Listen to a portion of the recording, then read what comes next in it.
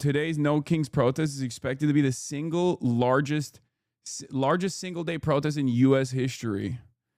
I mean, that's gotta not feel too great. You know what I'm saying? That's gotta not feel great at all, brother. Holy moly. Okay. All right, let's blast off. No Kings protests explode around the nation. GOP brands No Kings as un-American. Antifa, Hamas. No Kings slated to be largest single day protest in U.S. history. People really don't like this admin. Let's go. Antifa membership off the chain. Yeah. I mean, this is a great show of force from the public. The reason why it's a great show of force from the public and a necessary one is simply because, you know, we have numbers. No, I'm not going to use the blast off meme that you sent me about Charlie Kirk or Asmongold. Okay, I'm not going to do that. Give me something No Kings related if you have one. If not, I'm just going to post something else. No disrespect, chatter. I'm not going to post Asmongold on my fucking blast off meme. I don't like that. They need to wrap anti-war with Venezuela in there. It's literally the perfect time. Yeah, I think there is a lot of liberalism baked into this, but ultimately, liberalism is monoculture. Okay? Liberalism is monoculture. And the reality is that a lot of liberals who I think if had the proper education and the tools would recognize that they're maybe more radical than liberals, right? A lot of people who fancy themselves to be liberals or Democrats would most likely be considered not liberals or simply Democrats at all. But it is up to us to educate these people, okay? You have to remember. I mean, even this community wants their democratically elected government to crumble, just not by war. I don't expect war hawks libs to be the left of that. Not everyone in this community does, okay? This community has a much broader spectrum of people than you think, okay? I think like one of the things that I see all the time on TikTok that is very frustrating, but there is some truth to it, is like the antisocial tendencies that a lot of people on the left have.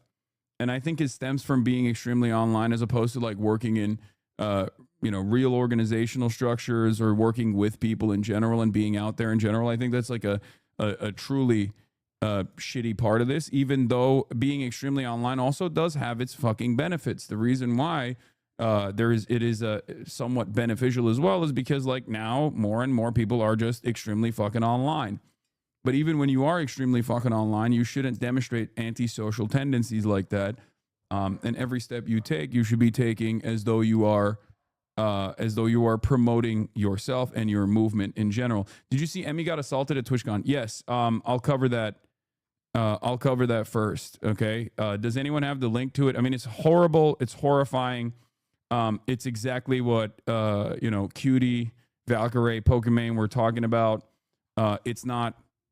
It's unfortunately not surprising, but yes, Emiru got assaulted by a random stalker at her meet and greet at TwitchCon. Trigger warning.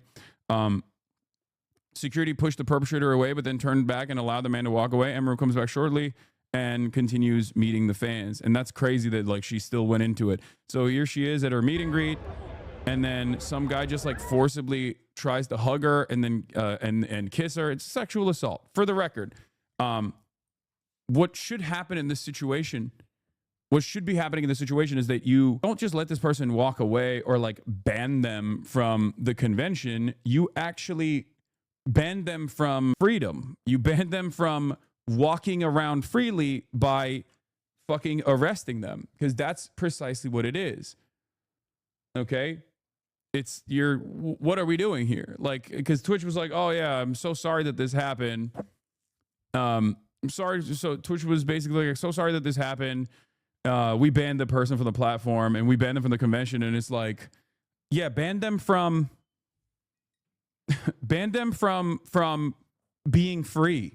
Ban them from being a free person that gets to walk around freely. I'm not like like a very draconian person at all, but like, you know, something should be happening in terms of apprehension, right? Am I crazy? That's like a pretty basic demand, right? This was a big problem last TwitchCon as well. Last TwitchCon, there were a lot of people that were trying to do fuck shit. Last TwitchCon, there were a lot of people who were trying to do fuck shit. Like a lot of kick streamers were like trying to get clips off to the best of their ability. Nick Pollum and I believe it was Nick and Wake, right? That got like also sexually assaulted by some random fucking kick streamer. And I don't necessarily know how to fix this convention stuff. Like, I don't know how you fix it. I don't know how you deal with it because, like, what are you supposed to do? Like a psych evaluation before you decide whether or not someone is allowed at the convention or not? Like, I don't know, right? But here's Emiru's statement. But anyway, here's the video. His security comes in and just pushes him off. And takes him away, and then another staff takes Emiru away as well. Then the security rushes back to Emiru to make sure that she's okay. But in the process, I guess like they just kind of let him go, which is crazy. That's Emiru's security guy, not Twitch. Yes. What the fuck just happened? What the fuck just happened? People are saying dude pulled a weapon. No, I think it was a pen. Watch out. Here, come on. Okay, get out of here. Get out of town. Farley's here. Guy has been remarkably well behaved in spite of that reality. Because Will and Caroline are at TwitchCon. Anyway, keep in mind they banned our security guard last year because he held someone until Twitch security came to get them. Yeah. And this kind of stuff happens. There is also a literal culture around some streamers that actively either try to do this. There is a culture around streamers promoting this shit, for the record. Like, you know, from my own personal experiences when I was at the DNC, like, there is, I mean, Destiny literally fucking egged this shit on and has at times straight up said, you know, Hassan deserves to be shot and killed. And he has actually promoted people in his community that have approached me in different instances. Frogan has been harassed by another one of Destiny's friends and content creators as well. You do, I do not. There is not a single instance where I have ever fucking thought that this was appropriate, especially because not only do I sometimes am on the receiving end of this shit, I also think it's like a objectionable behavior. It's horrible behavior. So, like, there are literal content creators who unironically do this kind of shit and promote this kind of shit. And it's really fucking gross. There are content creators who themselves engage in this kind of behavior as well. Now, obviously, there's a difference between like a content creator that knows the other content creator and is like on, friendly and is friendly with the other content creator and they're like collaborating or whatever versus like a random content creator who is just like stalking someone. That's the difference. Like there are people who get stalked pretty fucking aggressively. And the fact that Emiru knew that this could potentially happen, because as I say all the fucking time, like, women have it the worst on the internet, okay? They have it the absolute fucking worst. There are unhinged stalkers that go crazy over this shit. And there are a lot of like Discord servers and like cyber stalking groups that are dedicated to female content creators, especially. And in those cyber stalking communities, there's like this weird environment where people will justify this kind of behavior. It's incredibly weird. It's incredibly scary. And it is incredibly fucked up. There are female content creators who've been killed all around the world, ironically enough. There was one recently in Korea that was assassinated by a fucking stalker. There was one in Mexico that was assassinated by a stalker. And of course, here in the United States of America, we have Christina Grimmie, the famous story of Christina Grimmie as well. So like, it is so crazy. When I say ironically enough, I meant like even in places where people don't have guns, it's still terrifying. So yeah, Korean streamer Korean streamer Yoonji Ah has been found dead after attack by a longtime viewer who donated almost 70,000 to her. The incident occurred after she tried to cut ties with a man in his 50s. So it is obviously completely unacceptable. And besides that, I mean, that is the basic, that's the immediate take, but it's not the only take. Okay. Not only is it completely unacceptable, but I think we really need to reevaluate the culture around this type of stuff. We really need to reevaluate the culture around this type of shit and reconsider how some content creators do egg this shit on. Okay. There are content creators out there who absolutely promote this kind of behavior within their own communities. There are content creators who basically, they call it A-logging, okay? Like the lolcow shit, the A-logging shit. There are entire streamer content creator communities that are dedicated to doing this kind of stuff, obsessively stalking people and using their community to do that, and then having like real life impact as well on top of like the normalization structure that fucking exists on the internet when content creators are doing it, where it makes people feel more comfortable behaving in this kind of way. Okay. Here's Emiru's statement. She says, "Hello everyone, I'm okay, and thank you all for the kind messages. Sorry I cannot respond to them all. Yesterday, the man who assaulted me was allowed to cross multiple barriers at TwitchCon and even in front of another creator's meet and greet to grab me in my face and try to kiss me. Fortunately, he wasn't able to, but a lot of people have pointed out that it could have been a lot worse. I'm obviously shaken up by what happened, and it's not the first time I've dealt with something like this, but to tell you honestly, I'm a lot more hurt and upset by how Twitch handled it during and after the fact. Like I said, I don't understand how he was allowed to make it to me in the first place. The security in the clip who reacts is my own security is true. My favorite and usual security guard was banned for holding a stalker's arm to bring him to the police at a past TwitchCon. However, there were at least 3 or 4 other TwitchCon security staff in the area who did not react and let the guy walk away, as you can see in the clip, since they don't even appear in the frame. LOL. The woman who was walking me away is my own personal manager, and behind the booth, the only 2 people who were checking in on me and comforting me were her and my friend. None of the TwitchCon staff came to ask what happened or if I was okay. My friend who was present told me Twitch security were also behind the booth afterwards, joking about how they didn't even see what happened and immediately laughing and moving on to talking about something else. So if no one was checking if I was okay or if I needed anything and they let the guy run away initially, I have no idea what anyone hired to keep the event safe was doing, lol. In Twitch's statement, they said that the guy was immediately caught and detained. I'm sorry, but that is a blatant lie. He was allowed to walk away from my meet and greet, and I didn't hear he was caught until hours after he attacked me, and it felt like this only happened because of my manager pressing for it, not because TwitchCon staff present thought it was a big deal. That is insane. I have a lot more I want to say, but I will say it on stream later today instead of writing a book on here. Thank you guys again. Sorry you all had to see that. This is definitely my last TwitchCon, and as sad as me to say, as a 10-year off and on attendee of TwitchCon, I think other creators should seriously consider not attending in the future. I did not feel cared for or protected, even bringing my own security and staff. I can't imagine how creators without those options would feel. Stay safe, y'all. Everything is going to be okay. Twitch proving all streamers not wanting to go to the con, correct? That sucks. Yeah. I mean, look, the reality of the matter is every content creator, no matter how big or small, especially female content creators, know that this is the reality. Know that this is something that can happen. So if you actually see a female content creator, especially at one of these conventions, remember that they know all of that and they came in spite of all of that because they still wanted to see their fans. Okay? Like there is always this target on people's backs regardless. There's this target on like large content creators' backs as well, but it's not to the same degree. It's not to the same severity. It's as it is for how consistent this is for female content creators. That's why for years and years, I have told you over and over again, whenever people are like, Hassan, you get harassed all the time. Do you feel like you're the most harassed person? I'm like, no.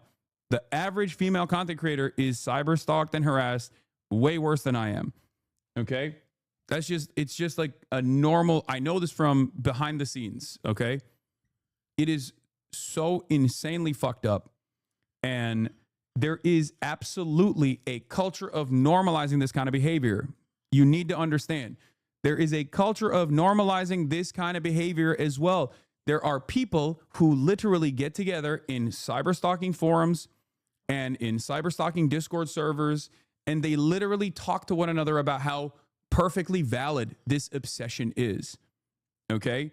And this obsession, when paired up with a lot of people who have a lot of mental illness actually ends up turning into situations exactly like the one that Emiru encountered. Okay? So just remember that. And there are abso-fucking-lutely content creators who egg this shit on. Okay? It's a massive, massive problem. And when content creators actually lean into this in any way, shape, or form, when they lean into this in any way, shape, or form, they normalize this kind of behavior. They normalize the cyber stalking. They normalize, or when content creators themselves do it, like a lot of kick streamers, okay? A lot of kick streamers have basically made it their content to behave like this, okay? Like a lot of smaller streamers that want to make a name for themselves have turned around and made it their literal fucking content to behave like this. And it ends up creating a permission structure where this kind of activity is not seen as freak shit, and there is no pushback, and it becomes a situation that is like impossible to contend with. Okay, there's also a environment of there's an environment of misogyny as well. It's everything. It's rape culture. It's misogyny. It's everything that intersects. Anything for the clip seems to be the norm right now, and it's fucking gross. Yeah. And I think a lot of people forget that like the people in front of the camera are also human beings. Okay. I know it comes across as though that is not the case because you're like, oh, you guys are profoundly fortunate. And also there is this sense of entitlement where people are like, what do you mean? You wouldn't be in this position if it wasn't for me and others like me. You owe me shit, right? You owe me everything. You owe me everything I need to know about your life. You owe me every single thing that I want out of you. And for female content creators, it literally goes beyond where this kind of sexual assault takes place from time to time. I don't want this. I hope the one good thing that comes out of this is that people actually really check themselves and really reconsider what kind of spaces that they occupy and really reconsider how they behave on the internet. Because nobody deserves this kind of, nobody deserves this experience at all. No one. It's so fucking unacceptable. Because I know that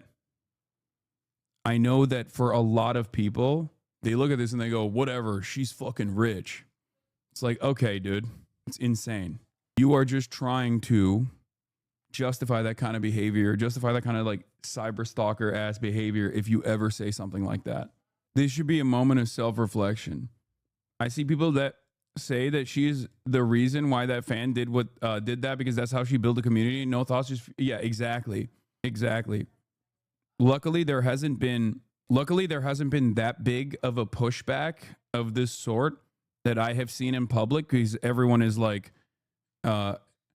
everyone is very frustrated right now about what happened. But if you think it is a crazy thing to say, for the record, yes, it is a crazy thing to say, but you need to understand something, okay? While it is a crazy thing to say, people do say it, okay? It's a crazy thing to say, and people do say it. Anyway, people have a tendency to automatically hit the victim blaming notes. They love doing that shit. They love insta-locking. They love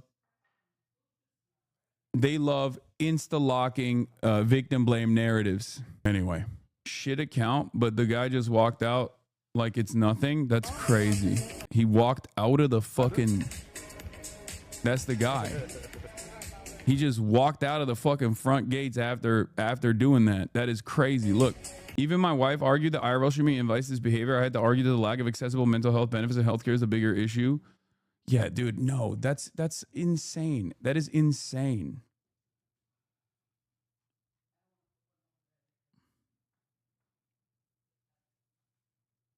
Emiru gets attacked at TwitchCon, and there are still chatters in here trying to drama bait. Hashtag give it back. So, big meet and greet was pretty cool, though.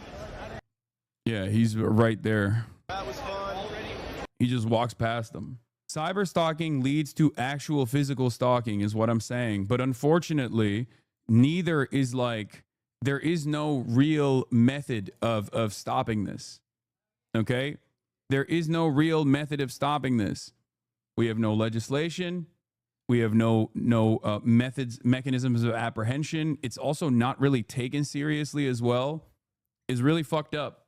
Like, it's one thing to just say, oh, well, you know, it is what it is. This is bad. But like, there is an environment, there is a culture on the internet that has tried to justify this kind of shit over and over again. Like, there is a permission structure that we are supposed to maintain as a mechanism of like social enforcement. And I feel like the more vicious we become, the more ruthless we become online, the more people find ways of justifying this kind of behavior. I cannot believe that this person did not actually get, I cannot believe that this person did not actually immediately get apprehended by law enforcement. Like, how are you not arrested?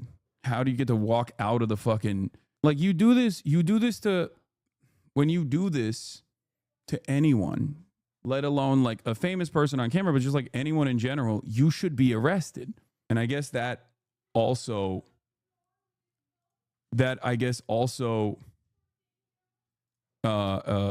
is another, that also is another problem with law enforcement as well, where they're just like very bad at dealing with this stuff.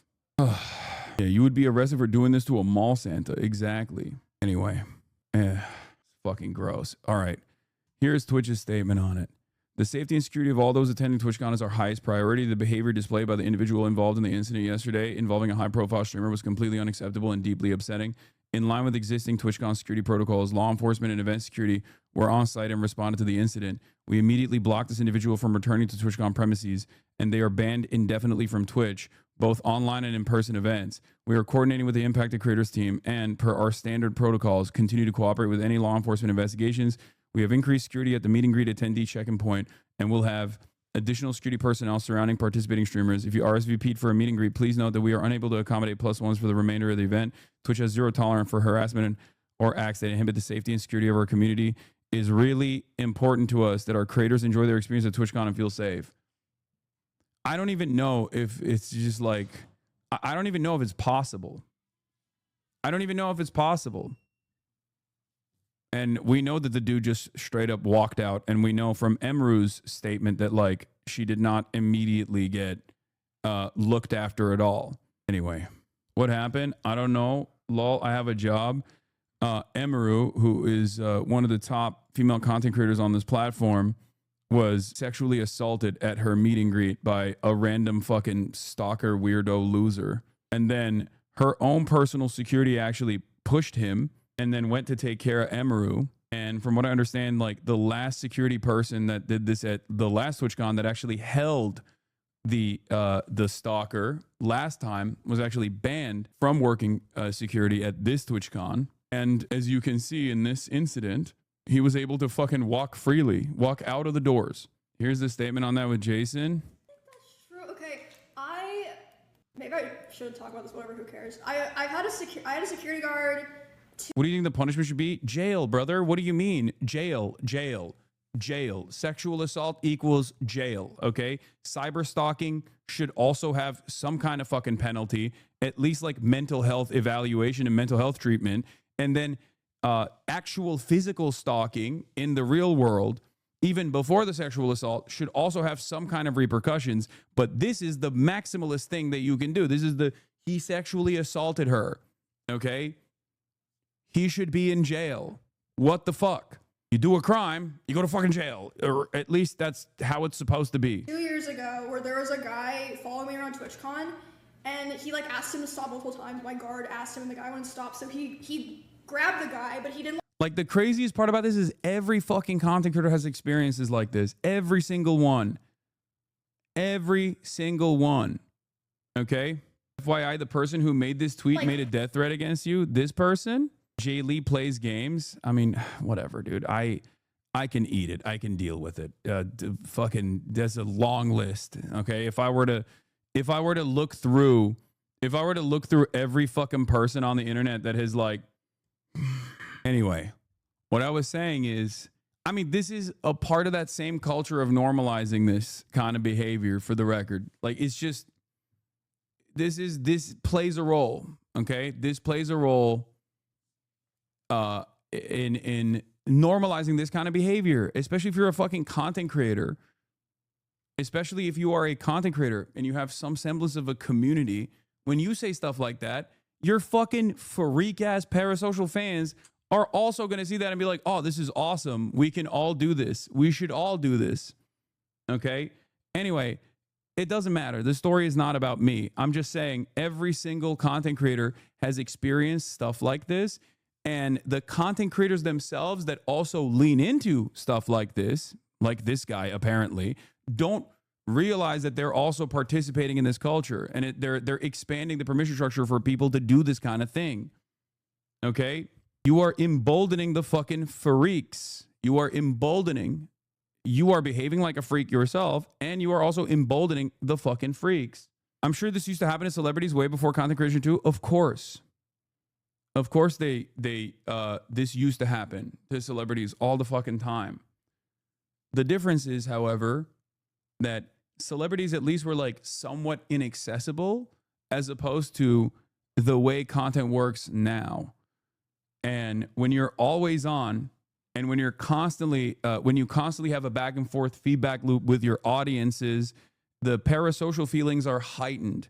The sense of entitlement is heightened. You understand that, like, you understand that the person that you're seeing behind the screen is not dissimilar to you in many ways and are accessible. Okay? The internet did not invent this issue. The internet simply streamlined this issue. And over the last couple of years, okay, over the last couple of years, I would go so far as to say that, especially with Twitter becoming 4chan poll openly, it has made people feel even more comfortable and confident behaving in this way, because people get rewarded when they behave this way on Twitter now. And that has had an impact on all of the other platforms as well. That has caused other content creators to also lean in on this kind of behavior, this kind of like antisocial, personality disordered behavior. All of that has made it infinitely worse. All of that has made things infinitely worse. Hurt him. He was just holding the guy until like the con security came. And then for some reason they're like, yeah, because your security guard touched him, he's like perma-banned from the venue forever. But he didn't even hit him or anything. He just like held him while they waited for like the police to come. And, what the fuck? And it was like my favorite security guard. I can't have him at TwitchCon anymore. I was just like, okay, like it was so sad because he did like everything. I don't know, man. Like, even after the Charlie Kirk stuff, like, people didn't dial it back at all. People did not even remotely think to dial it back at all. They just went all systems go. This is actually this is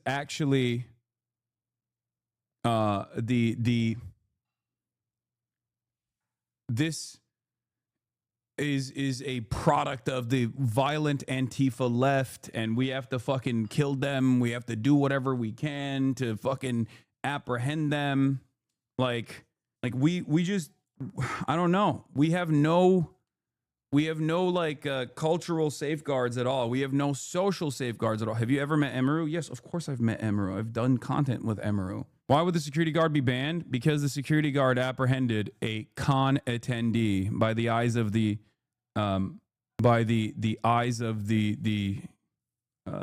Twitch executives, I guess. It's a unique situation because given that there are no safeguards around this sort of thing,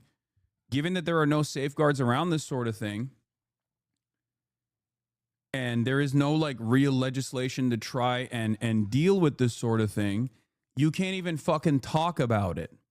Some content creators do talk about their own personal experiences every now and then, but most people don't. I'm telling you, what you hear from streamers about their stalkers or about incidents like this, like whether it be cyber stalking or directly like physically stalking or directly physically assaulting someone, sexually assaulting them, what you see and what you hear is simply the fucking tip of the iceberg. Okay? Same thing goes with swatting. Same thing goes with cyber stalkers and real life stalkers showing up at your house. People don't talk about it. And the reason why content creators don't talk about it, the dark side of Twitch streaming in general, is because there's not really too much you can do about it. And because there's not really too much you can do about it, when you talk about it, it amplifies it and it creates copycats. Even subreddits that are cyber stalking shitholes like LSF that are purposely directed to the Streisand effect comes from that, literally. Okay. But even cyber stalking shitholes like LSF have made a rule for years and years not to show when someone gets swatted. They delete those clips on purpose because that only creates copycats. That only creates more people that want to do that sort of thing.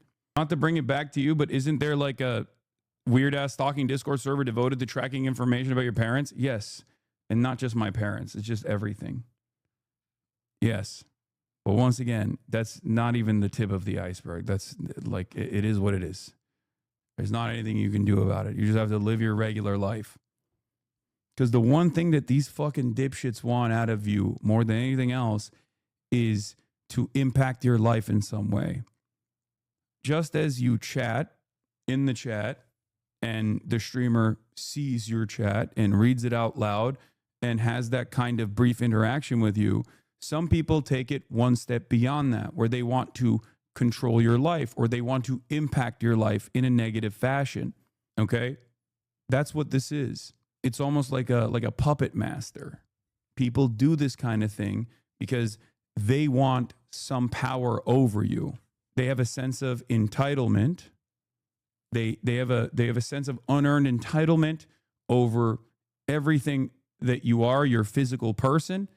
And on top of that, they want to control your life. They want to make sure that they can impact your life in a significant fashion. It is deeply disturbed. Seems like you have this exact talk every 3 to 4 months. Yes. And these issues obviously persist. I mean, look, this is what I was trying to say is like, you know, the reason why this is, you know, all too common, same content creator who's like talking about how devastating this is, okay, has also leaned into it himself, right, to a certain degree. The reason why, the reason, I mean, this is so commonplace that like I didn't know who the fuck this guy was, and it turns out he's done this himself. Like, I'm trying to explain how normalized this is, right? It's just completely fucking normalized. And content creators that actually lean into this kind of shit are creating an environment that is less secure for themselves as well. Okay? They farm it. I'm a new sub, don't hate me, but why are feminists on TikTok accusing you of misogyny? I haven't seen any evidence, but so many people seem to agree. Come on, man. Remember, this happened to Nick Pollum last year. And it wasn't just like a stalker. It was also a stalker that was trying to make content out of it. It was a kick streamer that tried to make content out of this as well. I think Emiru was with Sin Valkyrie earlier this year when there was a stalker that came up to them and was like threatening to kill them. Yes. Yeah.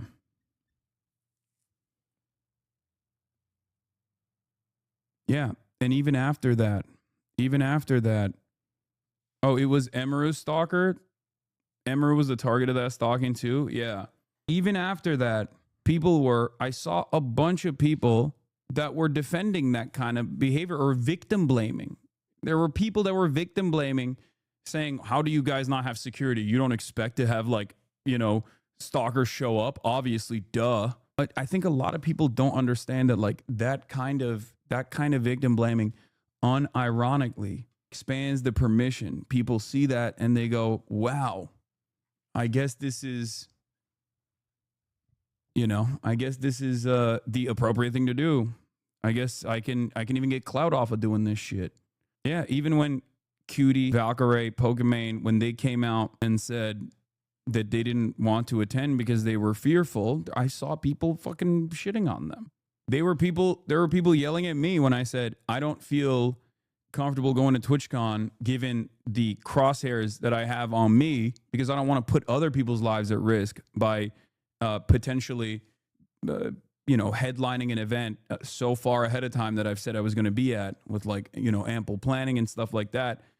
And then people yelled at me over that. They were like, "Oh, get the fuck out of here. You're a pussy. You should actually show up." Immediately proving why I said what I said, and specifically and openly stated why I was not going, right?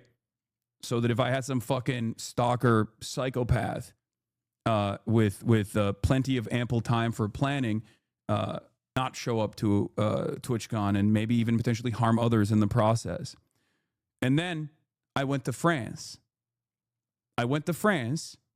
After saying that, and then people turned around and yelled at me for that. They were like, "Oh, wow, this guy." First, they said I was a pussy, and I was actually afraid for my life, and I was lying and acting as though I was, being considerate of others. Then they fucking turned around and said, "Oh, wow, this guy went out to a fucking protest in France. He went to an event in France. I thought he was too scared to put others in harm's way." Maybe in France, they don't have fucking access to an arsenal of weapons in the same way that they do in the United States of America. Perhaps that is the reason why it's not the same. I mean, you literally got your ribs broke on TwitchCon not that long ago. That was also in France, ironically enough, but that wasn't like a stalker situation. That was just that was a car accident. Yeah. It was also Austin who crashed into me and broke my ribs. I still did 3 hours of a meet and greet after too with broken ribs. That was crazy. Anyway, hey man, longtime viewer. I saw some memes and I hate you now. I struggle to think of for myself. So if you could sway me back to your side, we'll be all good. You got it. Like I've said over and over again, women have it so much fucking worse in this industry. It is so fucked up. It's so unacceptable. And this is the byproduct of that. Okay. And what I mean by that is I'll give you a little taste. Okay. Now you guys know from my experience being in here, I got, professional clip farms that clip me out of context all the time to try to invoke some kind of response, right? But women across the board, female content creators across the board have that no matter what.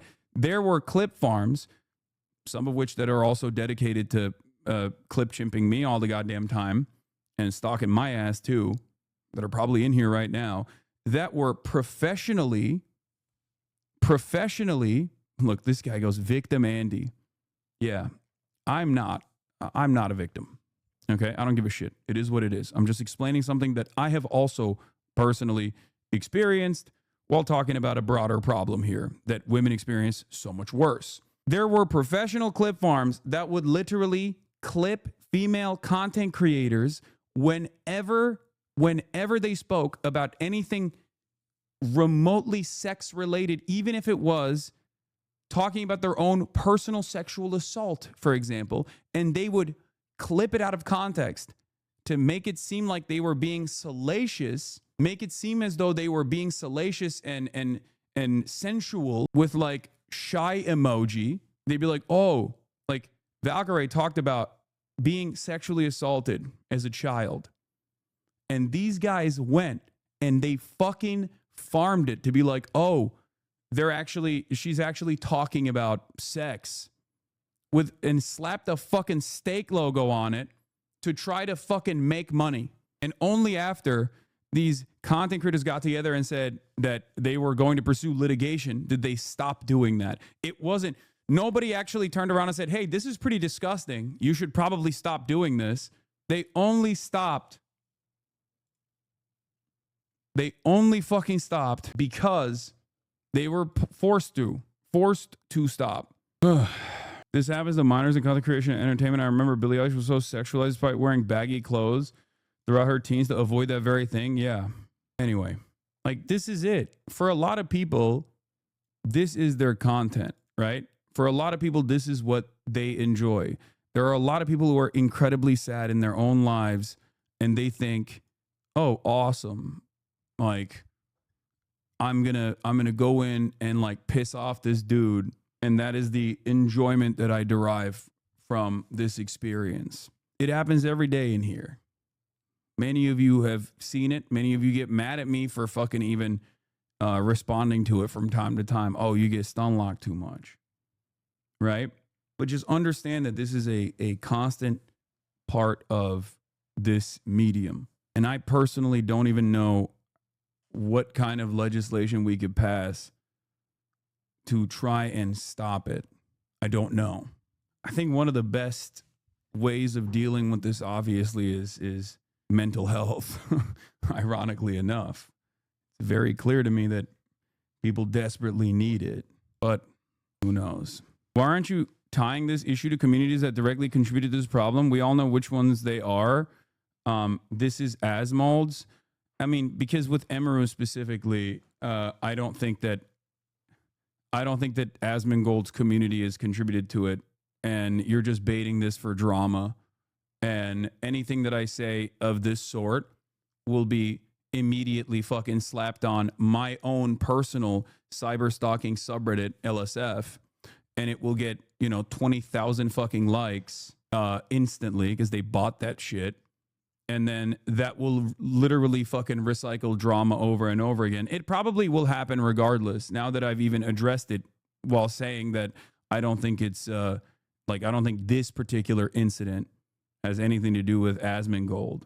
Also remember, not only is this the tip of the iceberg for female streamers, this literally happens to random women in general. Like, this is not like just a Twitch streamer thing, okay? This is not just a Twitch streamer thing. This is just what happens to women in general as well in the real world, like regular ass women, nurses, teachers, students. I believe Emiru herself had a stalker in high school. Waitresses, this is just a thing that happens. Really fucked up. When you were talking about how these were stalker incidents with traditional celebs and how society was harsher to these stalkers, one thing that's key is that the permission structure we perceive internet stalkers having is different, mostly because it's so creepily ubiquitous now. Exactly. Anyway, all right, now that we addressed this up and down, time to talk about some good things that are happening in the world, the No Kings protests, okay? No Kings protests. This is breaking news. The No Kings protest in Manhattan is already underway. This began around fucking huge, brother. It's awesome. 11 o'clock. Hold on, I gotta pee. We are looking down at Times Square, the convergence of 7th Avenue and Broadway. We can see large crowds that have been out here for some time now, already on the move, making their way down 7th Avenue. Currently, the crowd stretches from the north end of Times Square, 50th Street, both Broadway and 7th Avenue, beginning at 50th Street. Here from the middle of Times Square down 7th Avenue, the lead of the march is already down into the 30s near 34th Street. There is some spillover onto some of the side streets as well. Currently, the police are shutting down traffic to try to alleviate the issues in the area for those cross streets trying to get across 7th Avenue. In the meantime, if you are traveling around Manhattan, avoid the entire stretch of Midtown from about 50th Street down to 14th Street. Jim Smith, CBS News, New York. What do you want? From coast to coast, millions of Americans took to autumnal streets today with signs, banners and colourful costumes. Towns and cities, big and small, hosting over 2,500 protest events. Their message, this is a republic ruled by a constitution, not a king. We got to point out to the country that people are paying attention, that 49.9% of the vote is not a mandate to rip apart the Constitution. I'm against the overreach of power. I believe in 3 branches of government. There's just been almost too many things to list. I think that the state of the world that we are in right now is really horrible. I want my rights back. I'm off. I need Trump out of office. And yeah, no kings.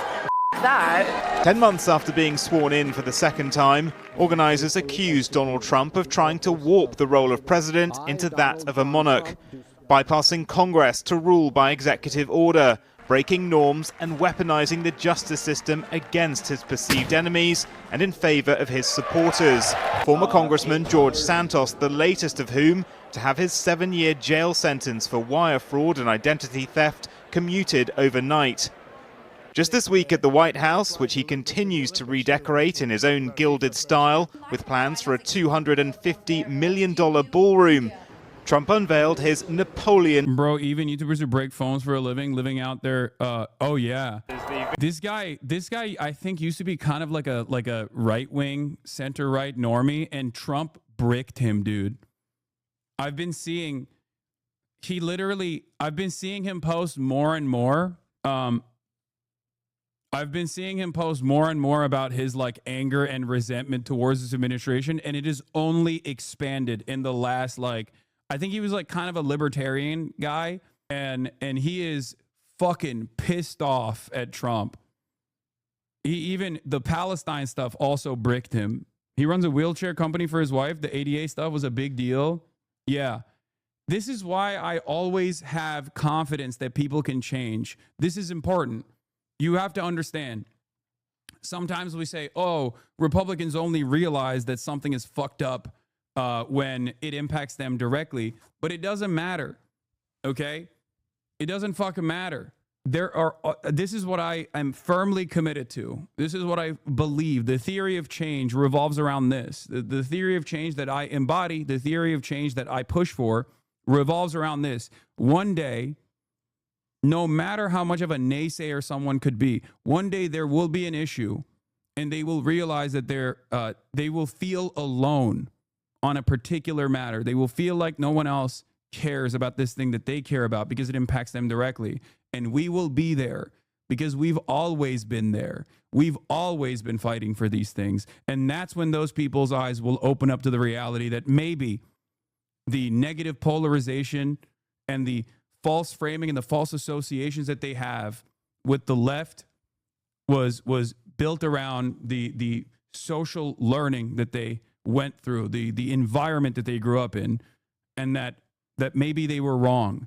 There are many of you in this community who have also gone through that transformation as well. And I think it's really inappropriate to try to shut that off for others. But yes, I will always celebrate people that go through this transformation because it's a wonderful thing. And Jerry rigs everything I have personally seen throughout this past year, especially go through that transformation, these past 2 years. Some people can't put themselves in other people's shoes, and I think it's just a human thing, but once people feel it, they understand it and grow. Yes, you're right, people can change, but I have a bit of a justice narrative, so I see these dickhead hogs seeing their own stupidity, yet I've been a lefty since university. I have a real hard time forgiving hateful rhetoric and victim blaming and ignorance. It doesn't matter. That's your own personal hang-up, and you have to fucking remove that kind of attitude. They didn't change, the discourse did? No. 501 sucks ass, though. They don't know how to manage protests at all, and they're total bootlickers. No Kings is cucked. Stop. Don't do that. I have said over and over again, the last time the No Kings protest took place, amidst anti-ICE protests that were being put together by PSL, for example, that ended up becoming having much larger police presence and police enforcement than the 501 No Kings protests. What did I tell you back then? What did I tell you back then? This is not a bad thing, okay? So many of these people recognize exactly what's going on and they're frustrated by it for 1, 2, 3, or a million different reasons, okay? But what matters is they know what the fuck is up. They recognize what's going on and they're frustrated by it and they want to protest against it. Okay? I'm not going to ever poo-poo a person for taking it to the goddamn streets at a time when our voices have to be heard, especially because people had these exact same opinions and these exact same criticisms about Bernie Sanders and AOC's no oligarchy rallies as well. People had these exact same kinds of opinions and criticisms about the No Kings protests, but ultimately it is up to us to be there, especially considering that when you go and attend things like this, when you go and attend these sorts of protests, two things happen. Number one, you feel emboldened. You get to see solidarity in action, and it's a beautiful feeling, okay? It is the anti-black pill. It is the maximum touching grass that you can do. That's number one. And number two, you recognize that regardless of the intention of the protest organizers themselves, regardless of even Bernie Sanders and AOC's perspectives on certain issues, the people that are attending those protests actually are on your side and sometimes or in many instances, especially given the way that liberals are operating right now and the way that they're communicating their discontent right now, they are far more radical than the way that the No Kings protest organizing committee has presented themselves as. Okay? That's it. It's one thing to dive into history books and fantasize about a time when you could have 300,000 socialists, card-carrying party members, trade unionists, communists come together and flood the streets. But unfortunately, you have to look at the situation that is in front of you. Fantasizing about activism of that sort is not going to make it happen. You have to make it happen. That's it. All this kind of like, oh, the Bernie rallies don't do shit.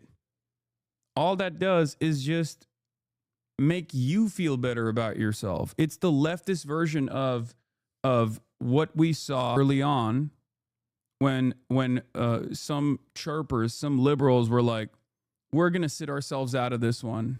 We're tired. You know, we voted for Kamala. We did our job and the left didn't. So we're not going to participate in these ICE protests. When people were saying that, was actually, they were saying that because they wanted to feel moral about their inaction. What you're doing right now is the left version of that. Okay? When you sit there and you go, all these Barbaras and Deborahs, they're out there, but like, this is not going to do anything, right? When you say stuff like that, you're not saying that because there is like reasonable critique against the No Kings protest organizers or anything like that, which I understand. I myself have actually been pretty vocal about things that I think are totally inappropriate as far as like organizing goes, as far as like experiencing it. Expressing any sort of discontent goes, like RSVP lists and things of that nature are not best practices at all. Having said that, you'll never catch me saying this is fucking bullshit, this is useless, this is silly, this is stupid. Okay? It matters. It matters when you got millions of people on the streets, man. It fucking matters. Are you kidding me? Like, look at this. Every day, in particular, the nonprofit and independent media on the streets every day. Like, look at this shit. The people are activated. The people are united. They're activated. They're angry. It is important for the existing party apparatus to utilize that anger and to redirect it into a productive, into something more productive. Okay? And if the party won't do it, and it doesn't seem like it will, we will do it. So instead of fucking sitting around and complaining, and being like, oh, it's just the fucking liberals, go out there, participate, organize. That's it. This kind of stuff, this kind of change doesn't happen overnight, doesn't happen magically.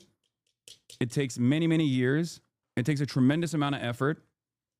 And you never know how far you can move the needle in the moment, in the very moment when you're participating in something like this.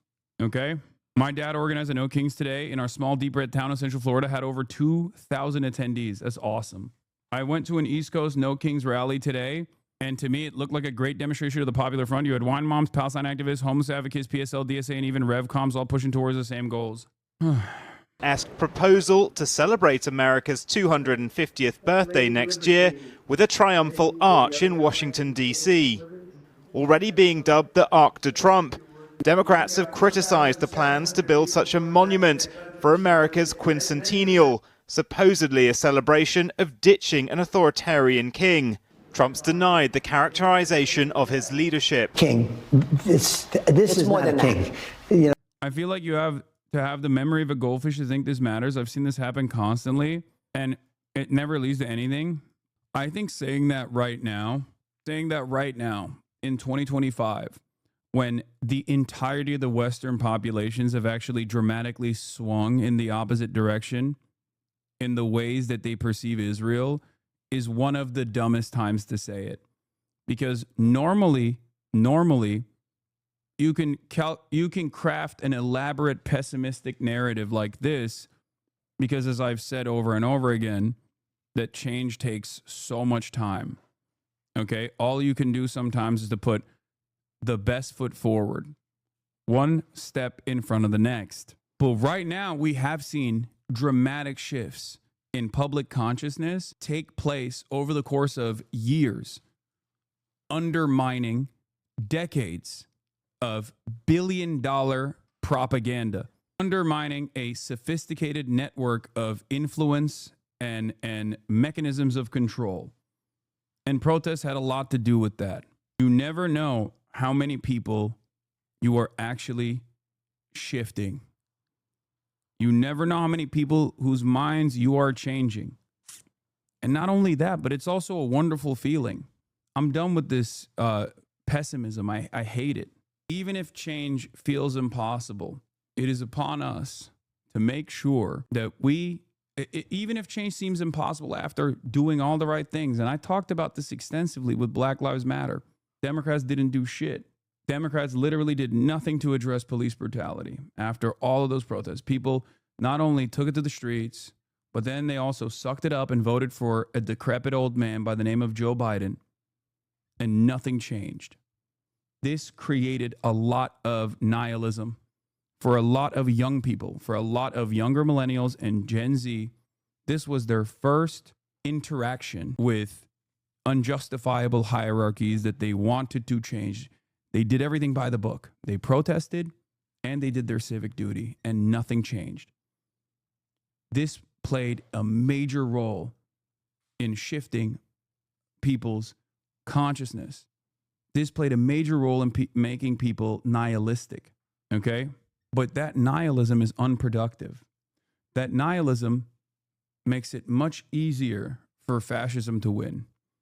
And even if it is going to win, inevitably, whether or not it will, and there is no guarantee that it will, you should never obey in advance. You should never concede in advance, and you should do everything you can to fight back against it. That's it. It's the best you can do.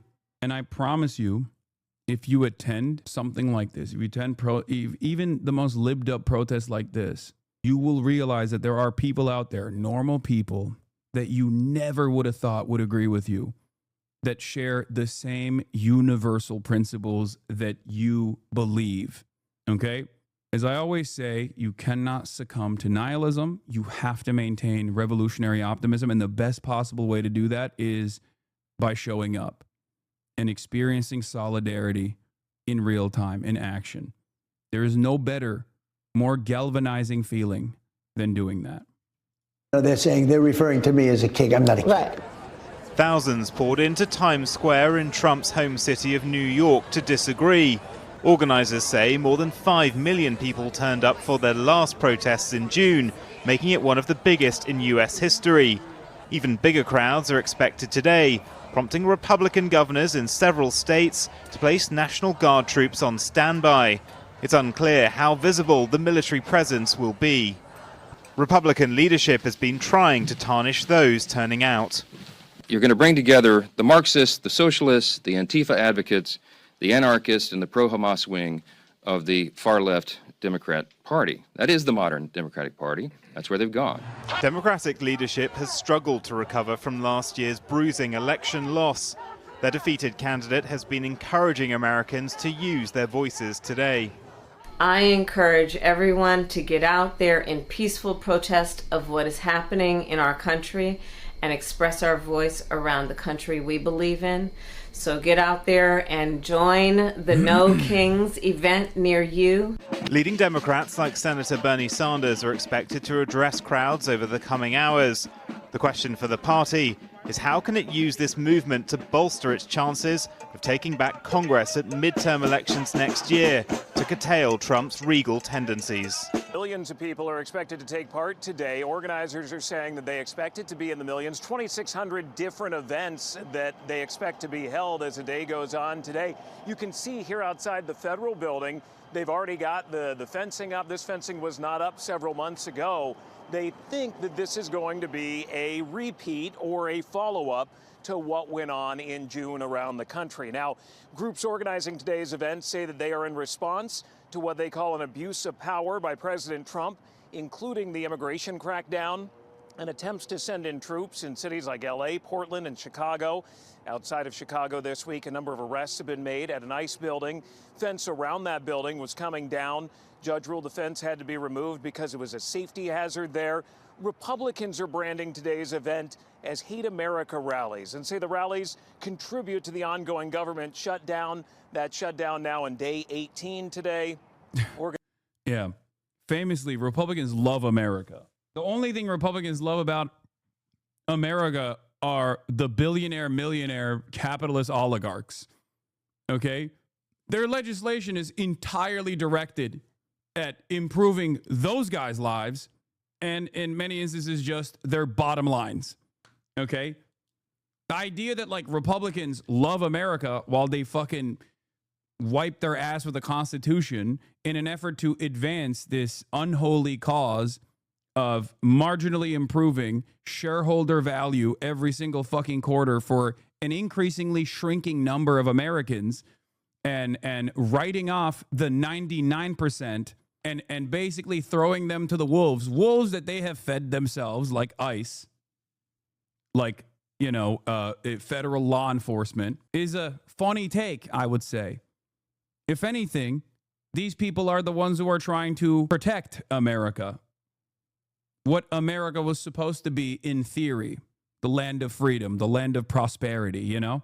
They still have a firm commitment and they're trying to abide by those principles. Organizers say these rallies are being organized by regular people and volunteers, but a number of groups, including the ACLU, are helping to plan them. They say that they are expecting the crowds to be quite large today. Now, here in LA, there are worries about counter-protesters getting involved in the events today. Back in June, they were peaceful through the day, the No King's Day rallies that went on, and then they devolved into violence later on in the night. There is that concern. Police telling us no known credible threats. We're seeing some chatter online, but that they will be keeping an eye on today. Gio? And we'll be watching these protests throughout the day on our streaming channel, ABC News Live. Alex Stone, thank you so much. Of people expected to pack the streets across the country tomorrow for the latest No Kings protest. About 2,500 events are planned across all 50 states, with dozens scheduled right here in LA. The protest comes amid what organizers call the Trump administration's push toward a dictatorship and the immigration crackdown in Democratic-led cities. Saturday's rallies expected to have a historic turnout. John Fanilio is live from downtown LA with more. John. Micah. Yeah, I have the video for the DHS. Don't worry, I have it ready. It's one of the most insane things I've ever fucking seen. We'll talk about that too. Andrew, that's right. The largest No Kings rally is expected to take place here in front of City Hall tomorrow afternoon. Organizers say it's meant to be a peaceful and principled demonstration in response to what they say are growing threats to democracy by the Trump administration. Why are you guys Critics, doing this to though, me? say the rallies are un-American, even as open. thousands It's are closed. expected to attend. Nationwide. There were over 2,700 events happening across the country as part of No Kings. And in Los Angeles, thousands of people are expected to fill the streets Saturday for the second wave of No Kings rallies. To protect our democracy from this administration, from Donald Trump, a wannabe king. Hunter Dunn is an organizer with 5051 SoCal, a grassroots movement behind the No Kings coalition. 5051 stands for 50 states, 50 protests, one movement. It started right when the second Trump administration started to defend our democracy against executive overreach. Back in June, thousands rallied after the Trump administration first launched aggressive ICE raids and deployed the National Guard. While mostly peaceful, a few rallies turned chaotic, leading to week-long protests. Mayor Bass eventually issued a curfew for a 1 square mile area of downtown LA. We absolutely support and have to have peaceful protest, period. That is a part of our American way, and no one should engage in any type of vandalism, but the overwhelming majority of the protests have been peaceful. If you participate, do so peacefully, do so thoughtfully, because there's one person that hopes you don't, that hopes there is disruption, there's some violence, and he will exploit that. And he will take advantage of that. Organizers. Low-key, he's not wrong, though. I mean, it's true. Obviously, the way that these things stay peaceful are entirely dependent on the police. And Gavin Newsom nor Karen Bass will ever admit to that, because the local law enforcement at these protests are working at the behest of, the government, the state government here and the city government here. Having said that, however, in spite of the provocations from police, who do have a tendency to escalate, the real fear here is what Trump will do in an effort to light a match and douse this entire thing with gasoline.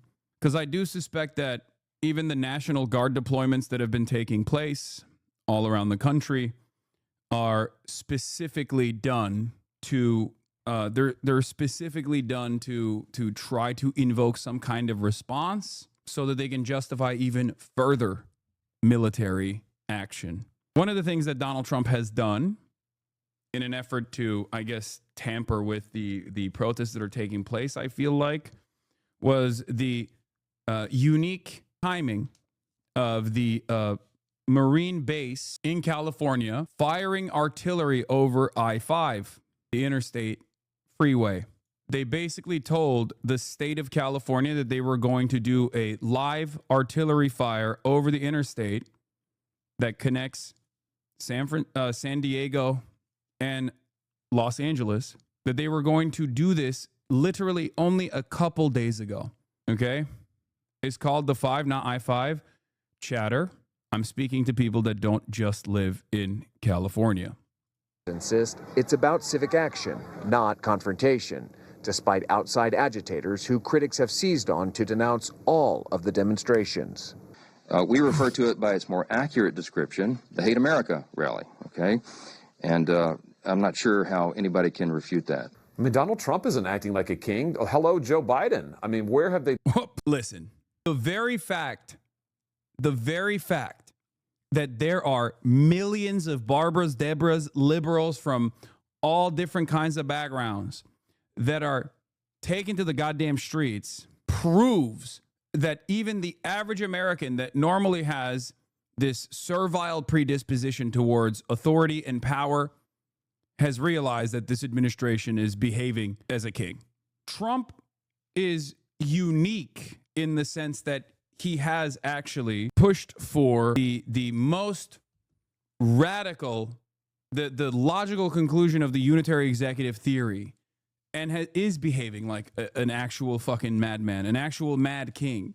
In some ways, it's not all that different from previous administrations because it's a logical continuation of actions taken by previous executive offices. Having said that, given that it's arrived at its logical conclusion, it is unique in the sense that Donald Trump does behave exactly like a fucking king, so much so that the average American sees it. Been for the last 4 years, these people are total hypocrites, and they're not interested in democracy. First off, we're pro-democracy, and we're incredibly peaceful. I'm not a member of an organization called Antifa, because that organization doesn't exist, but I'm a proud anti-fascist. In Los Angeles, I know that we want to stand with Memphis, with Portland, with DC, with Chicago, with other cities, the way that they stood with us on June 14th. We need to stand with those cities, and No Kings is one way to do that. All right, and that rally here in front of City Hall, downtown Los Angeles, starting at 2 p.m. tomorrow. Find more information on our website, ktla.com. In downtown LA. Would a king build a ballroom? The answer is yes. For more, let's go ahead. As a matter of fact, a king would do that.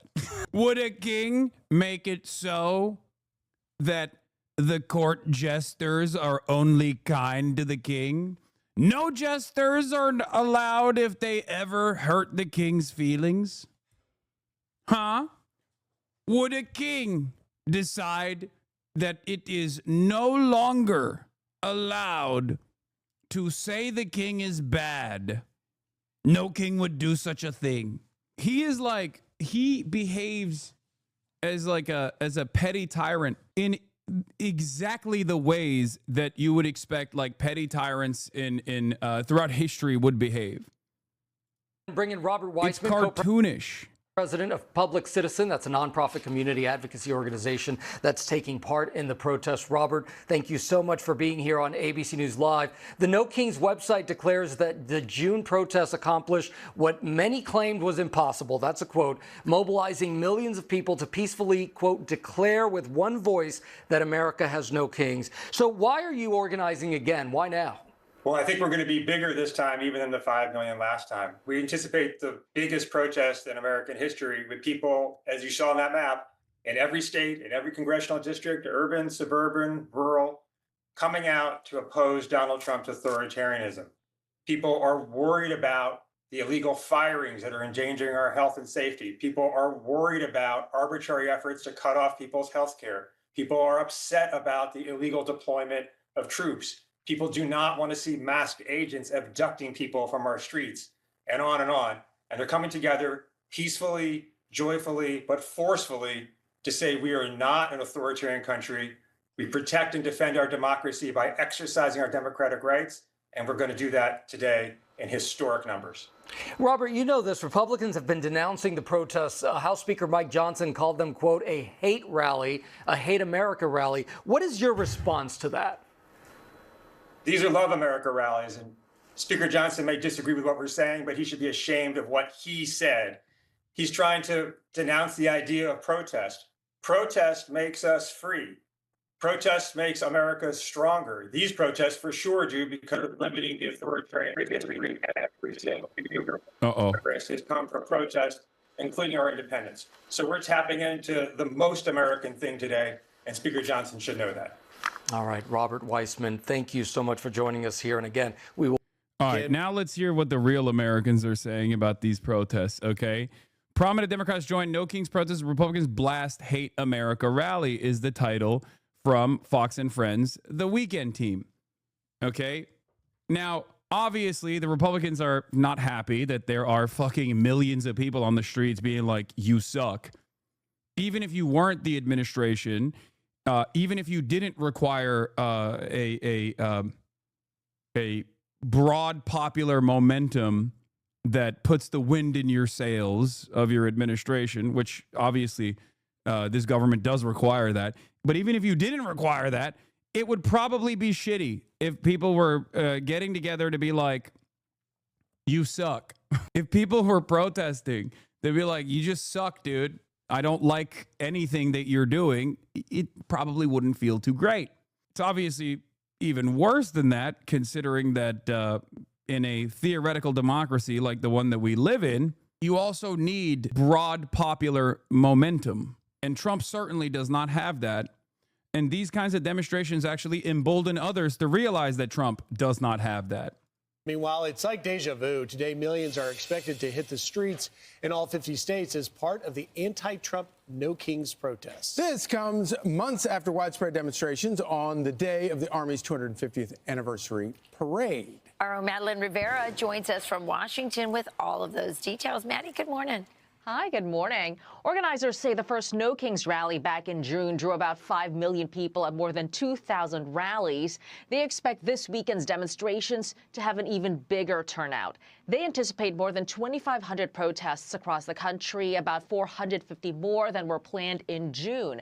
A statement from the event's website. I don't know why this chatter is arguing and saying what you're saying is not true.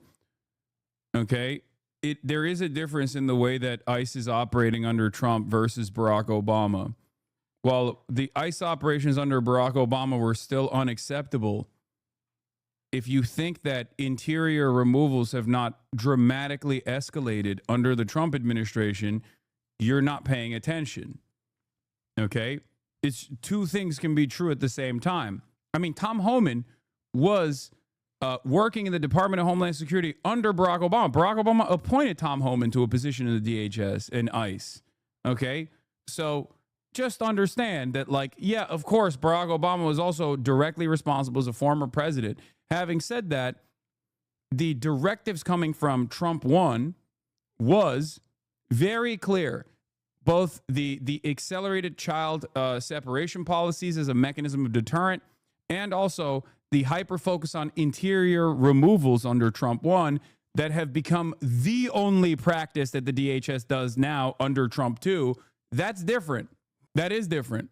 Obama's role in this is that he accelerated this process. Obama's role in this is that he played a role in normalizing this process, okay, as Democrats previously have also voted to fund ICE even more, right? They've expanded ICE budgets.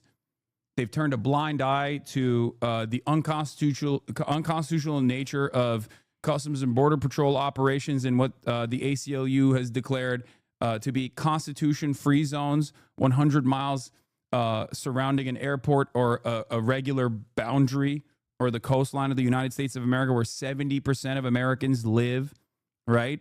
Democrats have never actually chosen to deal with this problem and therefore have only made it worse, or in some instances, they've actually normalized this kind of violent apprehension and this kind of behavior. They funded it. Having said that, Donald Trump is taking advantage of this and greatly expanding what was previously thought to be a truly brutal process. I do find it really funny that Fox News' graphic on the screen, which comes from nokings.org, still shows it as Gulf of Mexico instead of Gulf of America. It's a funny little moment here. Site states since June, President Trump has doubled down. His administration is sending masked agents into our streets, terrorizing our communities. They are targeting immigrant families, profiling, arresting, and detaining people without warrants. Several Democrats are expected to participate, including Senate Minority Leader Chuck Schumer, Connecticut Senators Chris Murphy and Richard Blumenthal, Boston Mayor Michelle Wu, DNC Chair Ken Martin, among others.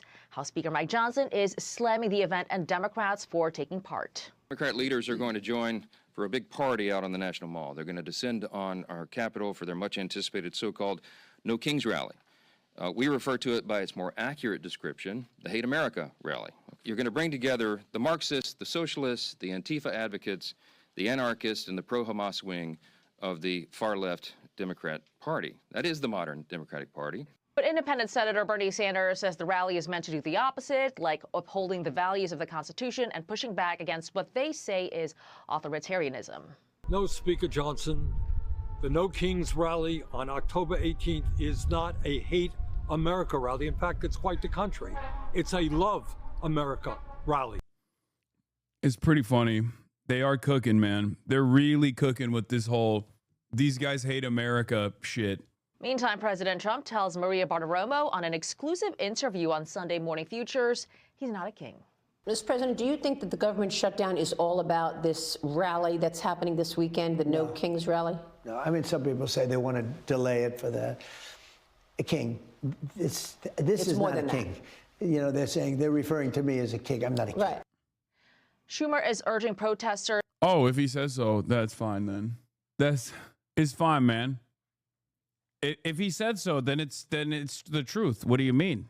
I wish, I guess all of the other times that he has lied and then did the exact opposite of the thing that he was claiming is also not something that we should factor in at all into our assessment, of the performance of the president, right? Like when he said, I don't know what Project 2025 is. I've never heard of it. I don't even know how to read. How could I have read this big document? And then now, 9 months in, 10 months in, he's like, oh, it's awesome. I love Project 2025. Suck my dick. I'm doing Project 2025 right now. Oh, the government is shut down. We're going to bring in the Reaper, Russ Vought, architect of Project 2025. At a certain point, you just got to look at the actions of the administration rather than what the man himself is saying, right? Especially when he has betrayed your confidence over and over again. To march peacefully. Most of the demonstrations at the first No Kings rally in June were peaceful, but a handful did erupt into violence, leading to several arrests. Charlie, Rachel, and Griff. Thank you, Maddie. Thank you, Maddie. They were mostly peaceful. Yeah, right. I'm Steve Doocy. Right. Yeah, right. Thank God for the real patriots, dude. Thank God. Thank God the real patriots are out here. No Kings protest organizer argues Trump has an authoritarian agenda. Thank God for the Will Cain show and the rest of Fox News to tell us how real Americans are feeling, okay? Back day 17 of the government shutdown, and House Speaker Mike Johnson. By the way, remember. January 6th, just another day. Bunch of tourists that wanted to see the inside of the Capitol. Totally normal, okay? Not an insurrection. And if it was an insurrection, it was actually done by Antifa, even though the people that did the insurrection were prosecuted and put in jail, and they were Antifa. But then the president, in his endless magnanimous nature, the magnanimous nature of our God, Emperor, King, decided that those Antifa had to be released back in the public. But it wasn't an insurrection. And even if it was an insurrection, it was done by patriots that deserve to be free, okay? Even though those patriots were actually Antifa, but they still deserve to be free. Now, having said that, No Kings protests comprise entirely of Barbara's and Deborah's, okay, that are just like taking to the streets, writing funny little signs on their placards and expressing their anger and resentment towards all of the awful things that this administration is doing. That actually is insurrection. That's peak insurrection. Wine moms are actually Hamas. They are actually un-American, and how dare they criticize the Republican Party? That's the least American thing you can do. Is frustrated. I feel like on a day like this, at the end of another long week, I just feel like we ought to apologize. I hate that we have to do this. I don't want to be here any more than you do talking about this subject. It is so difficult to be a happy warrior when you know that so many millions of American people are suffering, being made to suffer unnecessarily because of the Democrats' political games.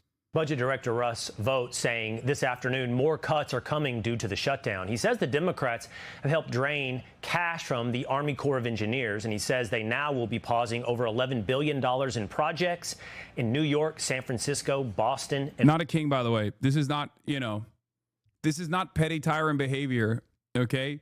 Remember, you have to take Trump for his word. I mean, he's a man of his word. Famously, he said he doesn't know who Russ Vought is.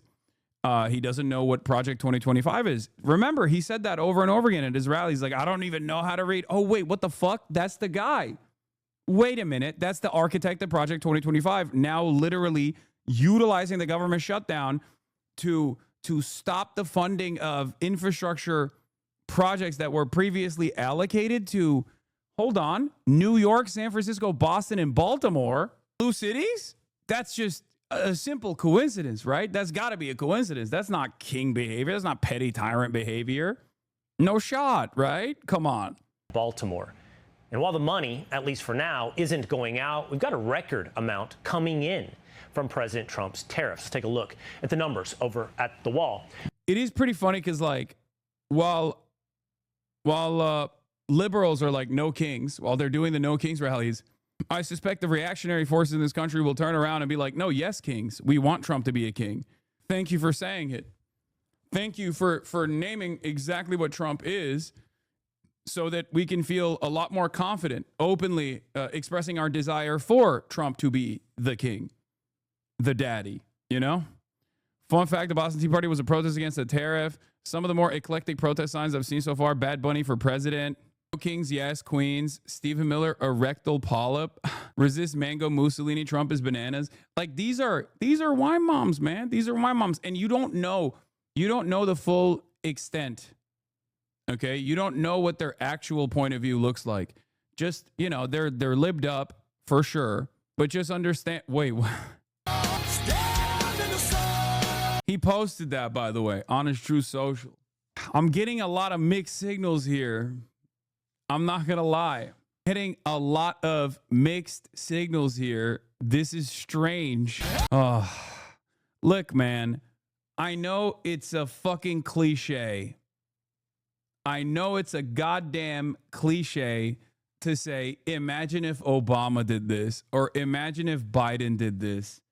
But God damn it, dude. Republicans would assassinate them. Republicans tried to assassinate them regardless, out of fear that this is what they wanted to do when they did not show anything of the sort.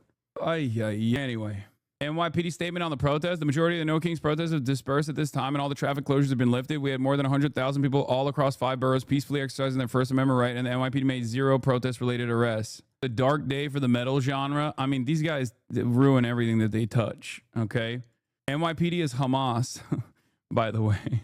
NYPD is Hamas, ? By the way, there is something to be said about this. being hailed as a major dub for the Trump administration, because this is literally taxpayers.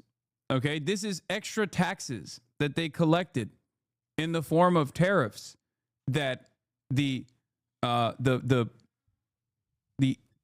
companies that are tasked with like import and export were the ones who actually paid for it and then added that on to the cost. So technically, it still came out of your pockets. The Treasury Department says that for tariff revenue last month, it totaled over $30 billion. That's a record high and up nearly. It is truly shocking to see. Dog seems to be roaming around a lot these days is such a funny comment, dude. Or maybe because you're actually watching me for the first time and are paying attention to it and didn't realize that that was always the fucking case. It is not my fault that you didn't know how this works. It's not my fault that you watched like one fucking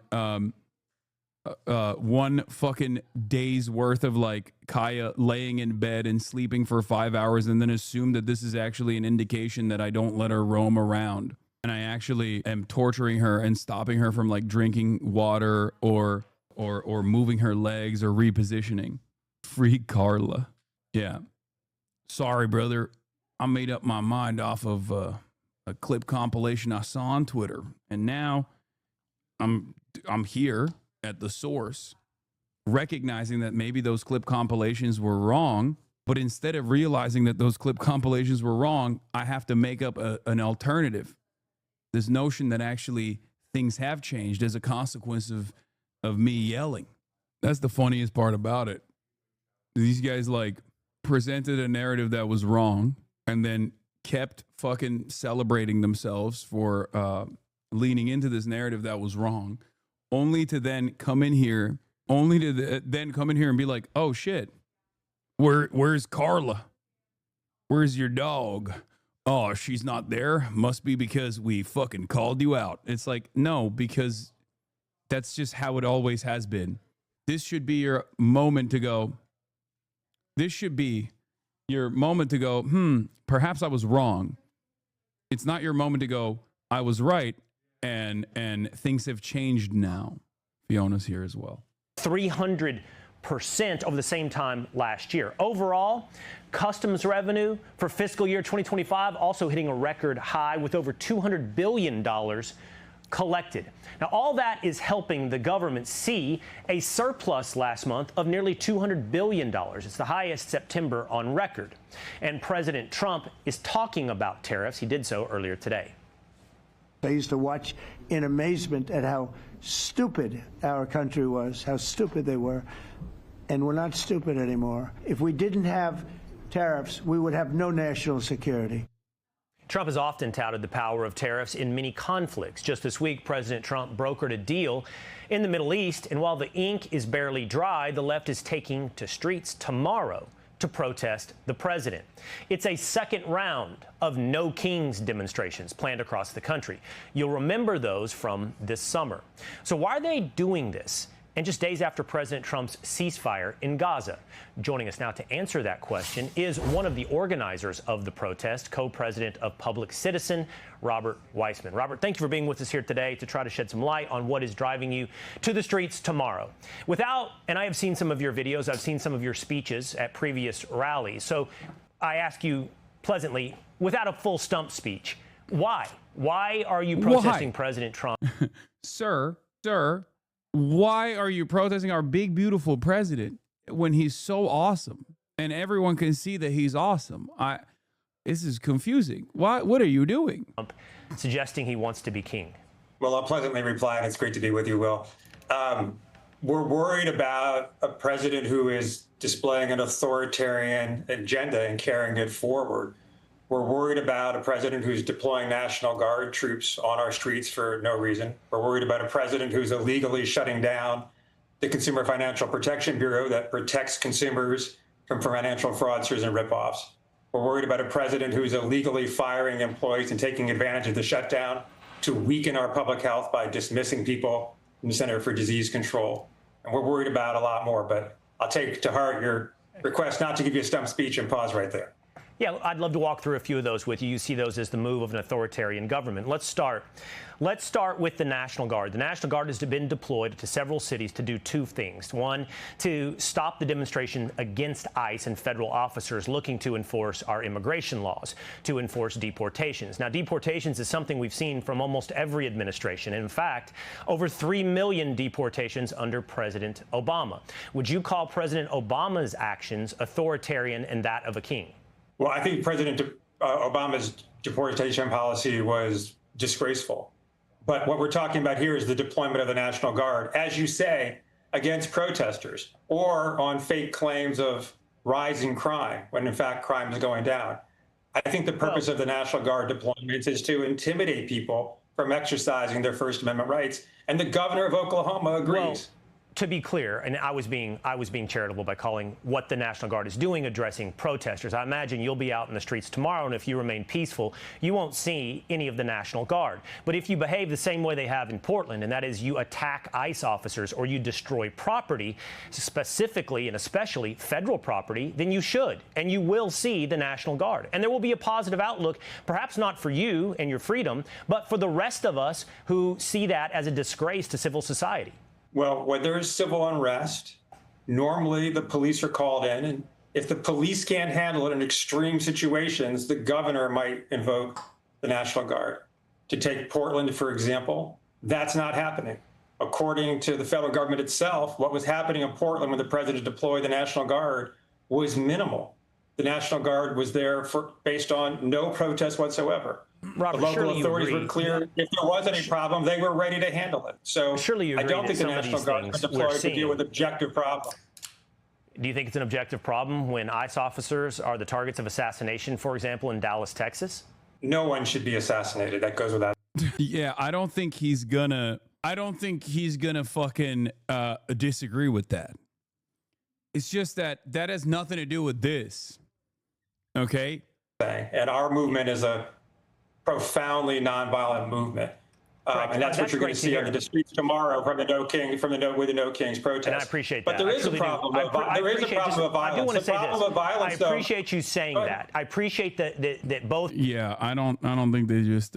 You condemn violence, which, by the way, is a bit. I'm not going to call it a 100%. rarity, but it is a declining proposition on the left. We've seen the polls where many on the left see political violence as a legitimate outlet of pushing back on something they believe, like you, is an authoritarian regime. So it's big that you suggest it's not appropriate. And you also will not have it tomorrow in your protest, your No King protest. But don't you think that by saying President Trump is an authoritarian, by saying that, you're making people believe that their lives are actually at risk? In fact, by that rhetoric, aren't you legitimizing those, even if they're crazy? You're giving them the legitimacy. Guys, you can't say Trump is bad. You can't express any sort of discontent towards the administration, because what if someone decides to be violent? I guess you can't do anything. I mean, what? That's I mean, this is unironically what these people have been trying to design, okay? Where the issue here is Trump's unpopularity and they can't contend with that. So they're like looking for a way. They are looking desperately for any way to try and make it illegal to say you are bad, that Trump is bad, especially when he is objectively bad. This is why I've been saying liberals are kind of oblivious to how bad things could potentially get. Okay? Like this is not just about radical elements within the protests or whatever. This is just like straightforwardly about stamping out any sort of dissent. To turn to violence? No, unfortunately, we're describing the reality that we're dealing with in our lives. You want to talk about threat to lives, Will? The Medicaid cuts that were forced in the reconciliation bill will cost 50,000 lives a year. That's real violence, and it's not speculative. It's well documented by academic experts. So if you lives think are public being policy, lost. if you think public policy and cutting government spending is real violence, you and I have very different definitions of violence. And Robert, first of all, ICE is violent. Sending the military to Democrat-run cities is violent.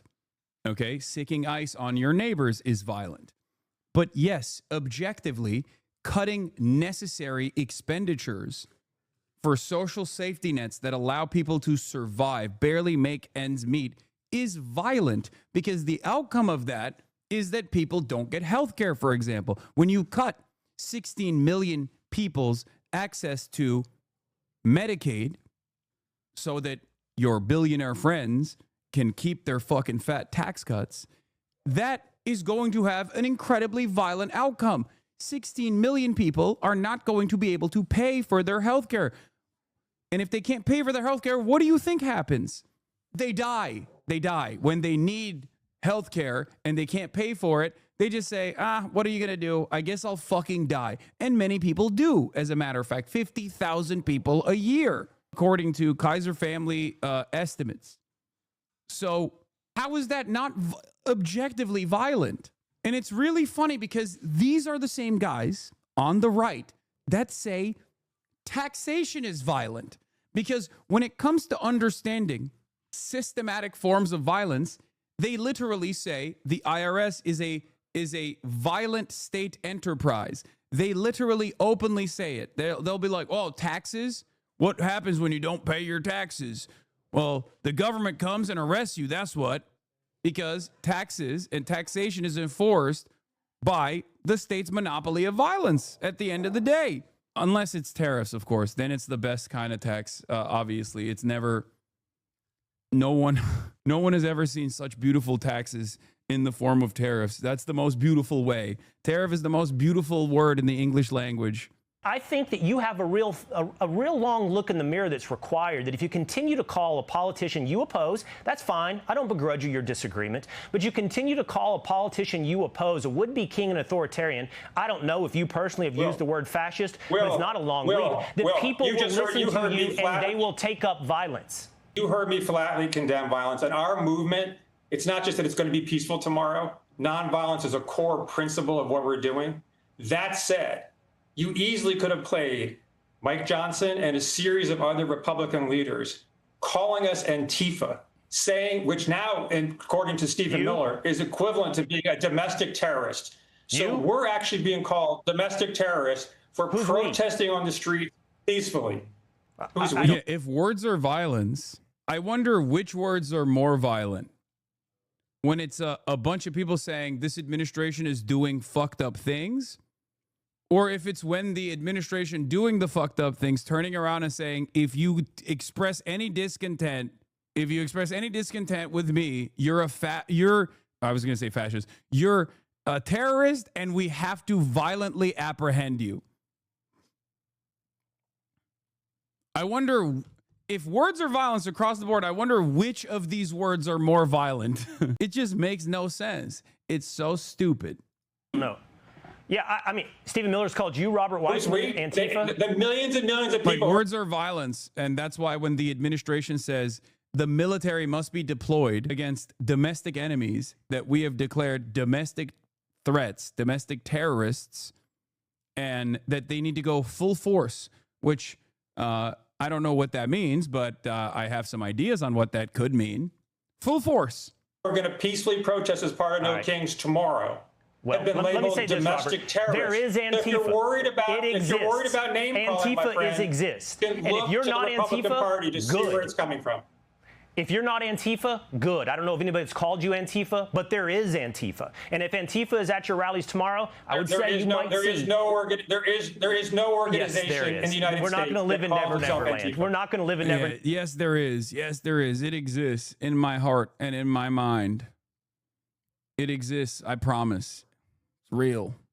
Neverland. I got to leave it here. And if Antifa's there tomorrow, I'm sorry, you should and will see the National Guard. If you're peaceful as you suggest, then we will listen to what you have to say. You're going to see millions of people, the largest peaceful. I won't be there, but I'll be paying attention. I promise I'll be paying attention, Robert. Thank you for your time.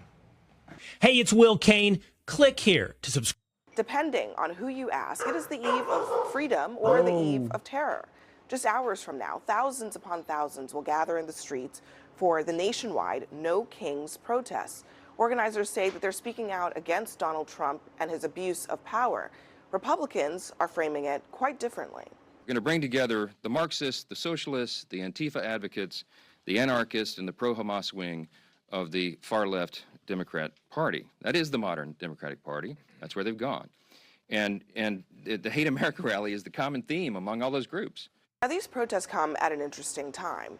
The government is still shut down, 3 weeks now. Both sides aren't even talking, and now top Democrats are going after Caroline Leavitt for some extreme accusations that she leveled against the party's base. The Democrat Party's main constituency are made up of Hamas terrorists, illegal aliens, and violent criminals. That is who the Democrat Party is catering to. They don't stand for anything except for catering to their far-left base, which, as I said, includes anti-Semites, includes Hamas terrorists, illegal aliens, and violent criminals who they want to let off freely to roam in American streets. Caroline Leavitt is a complete and total disgrace. She continues to embarrass herself. It gets worse every time she opens her mouth.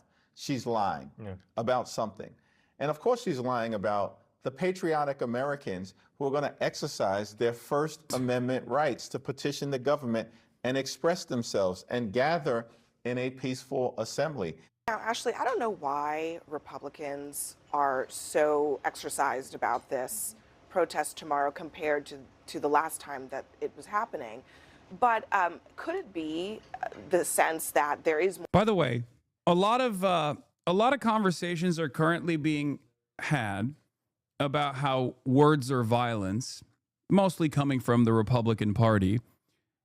And last time the No Kings protest took place, I remember there was a guy who was a far-right Trump supporter and a televangelist who owns a private security force that actually on the day of the No Kings protest went to Minnesota state legislature lawmakers' homes from the Democratic Party and assassinated them and tried to assassinate even more. And Republicans just simply said that actually is a left-wing violent incident, and they moved on.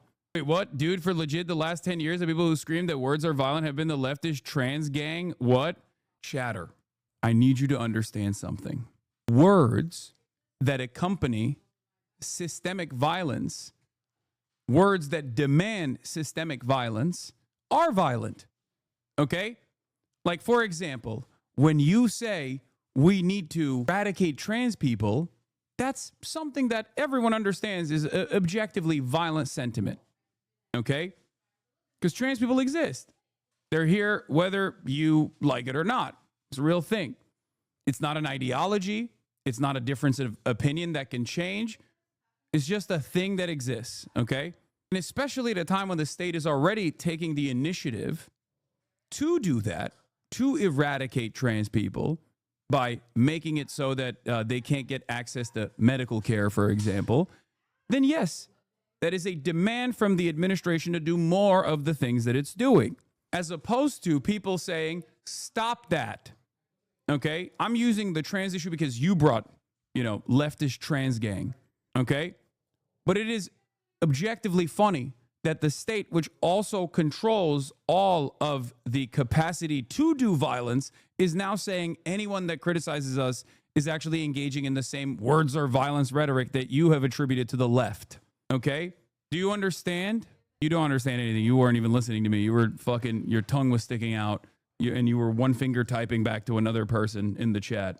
More momentum this time around than there was the last time. I mean, what's your sense of how much energy there is and how many people we might see tomorrow? I think there's going to be millions of Americans and people protesting tomorrow to protect our democracy. I think that the reason why Republicans are paying attention now is because the last time the No Kings protest took place, it was on Donald Trump's birthday, and he thought millions of people were going to show up for that, and they didn't, and instead they showed up for protests that day. And so now he's like, maybe I'm not as popular as I think. But for Republicans, what I would argue is that you should want millions of people to go out into the streets. You should want millions of people to be able to peacefully protest, because that is the perfect counterpoint you can say to me when I say I think our democracy is under attack with authoritarian regimes. What you shouldn't do is call us Marxists or socialists, or you can be whatever you want in America. That's the beauty of a democracy. And I swear, I really do. I thought a couple weeks ago we said we were going to take the temperature down. Protesting peacefully in the street is taking the temperature down. Calling people Hamas sympathizers, socialists, all the other terrible things they've said, that is not what that does. Yeah, whatever happened to that, Lance? Who are the The sponsors of idea, this? whatever happened to the fact that literally just a few weeks ago, the idea was, let's take the temperature down. Let's not call each other these things that make this seem like some kind of existential struggle. What happened to that? Who are the sponsors of this event tomorrow? Let's say Indivisible, the leading defund. Indivisible, the leading Antifa coalition, Indivisible. I'm sorry, man. I just don't think you can get average people to look at a bunch of Barbaras and Deborahs that are taken to the fucking streets to be like, Trump, stop behaving like a fucking petty tyrant, and then get normies on board with this narrative crafting that you're engaging in, where you're like, no, those Barbaras and Deborahs are actually Antifa terrorists. They're Hamas. Okay? If anything, it's going to make people look at the things that you're claiming are bad in a different way. They're gonna be like, okay, well, I guess they are Hamas, and that's not bad. I don't know what to do here. It's mostly older folks that are out in the fucking streets, man. They're the ones who are like the most pissed off. They're the ones who are at least the most excited to express their discontent. The police organization in this country. Jewish Voice. Indivisible is not the leading defund of police. That is they 100% factually are. incorrect. They were for years to defund the police. No, they weren't. That's Jewish wrong. Voice for Peace is a Hamas sympathetic group. They prowl around. Like, this is what I mean. This is CNN, by the way. God damn, where do they find these fucking dipshits, dude? Holy shit. That is craziness, brother. That is actually crazy. These are Jewish Voice for Peace is Hamas. It's definitely skewed older, but there were a lot more young people and people of color today than there were the last time. Good. Great. CNN platforming hallucination because owner is pro-Trump. Students for Justice for Palestine, another Hamas-funded organization. They're not the lead These are the organizations. George Soros-funded organizations. They're the most... First of all, this is not the appropriate response. When he says Jewish Voice for Peace and Students for Justice for Palestine are Hamas funded, your counter shouldn't be they're not actually funding the protests. Your argument should be, what the fuck are you saying? Argument should be, you're an insane person who is hallucinating an alternative reality. Okay? Because these are not bad organizations at all. They are on the right side of history. That much is clear. And they actually channel the same anger and resentment that the broad majorities of the American public also feel towards Israel. So no matter how hard these guys try to sully their reputations and try to make them out to be scary, dangerous, and prosecutable, it's not going to fucking work. Radical So left-wing wait, groups that are so are you sponsoring arguing that those organizations are single-handedly going to bring millions of people in the streets? We're talking 2,500 different plans and events for protests. I mean, is that the argument here? And the second part of the argument, my question to you is, are you arguing that if groups are funding protests that they shouldn't be allowed to happen? Anybody can go protest. No, absolutely not. Anybody can go protest what they want. But you played clips of members of Congress talking about this event. I think it is worth noting who is sponsoring this event. Defund the police type people, Hamas sympathizers. That's what these groups stand for. And not to mention the Communist Party it's on the poster here in New York City. Thank you. I mean, you've got boomer cranks. They've been protesting every day. Cranky commies, Antifa people. I mean, what they're saying is true. A lot of the people with these sympathies are going to be at these events. I'm sure there'll be some peaceful protesters there. I hope there's no violence. But given what we've seen in cities around America, it is highly likely we're going to see violent elements. I would like to say that I want to get to the press secretary's comments about the base of the party. I've voted in every Democratic primary since I was old enough to vote. I'm considered the base of the party.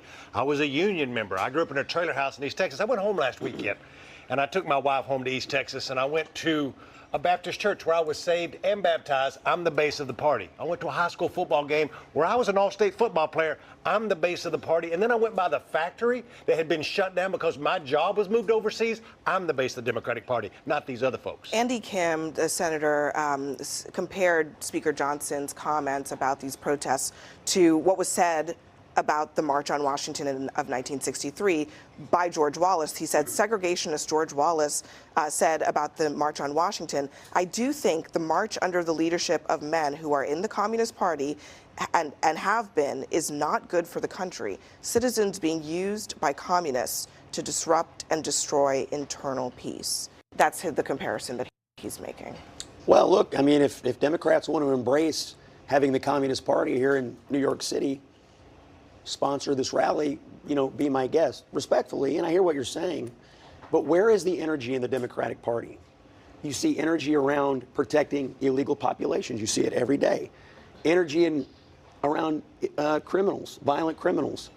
I mean, Democratic officials all over this country have worked very hard to let violent criminals out on the streets. Where is the lie in what is being said by Caroline Leavitt? This is where the energy is on the left. The energy, violent, illegal aliens, violent criminals. That's the energy. That's what you see. The energy is behind protecting people's rights. It's behind not having citizens citizens, Americans. What about arrested. what about illegal aliens being rounded up by Many ICE? Democrats have said we got the immigration issue wrong and we need to fix it. Perhaps. Boo. At a time when millions of people are fucking out in the streets, and a big chunk of that resentment that they're expressing stems from ICE rounding up people and putting them in fucking concentration camps. To say that like the Democrats got the immigration issue wrong is ridiculous. They got it wrong because they went right wing with it. I really hope that's what she means. I hope that that is what she means. She means that the Democrats got the immigration issue wrong by leaning into the right wing narrative surrounding immigration, right? That's what I suspect she's going to say, right? Come on, right? Right? I hope. Maybe in Congress, but we know that won't happen because they aren't even working right now. But people are protesting Americans being zip-tied, being detained without having their rights protected.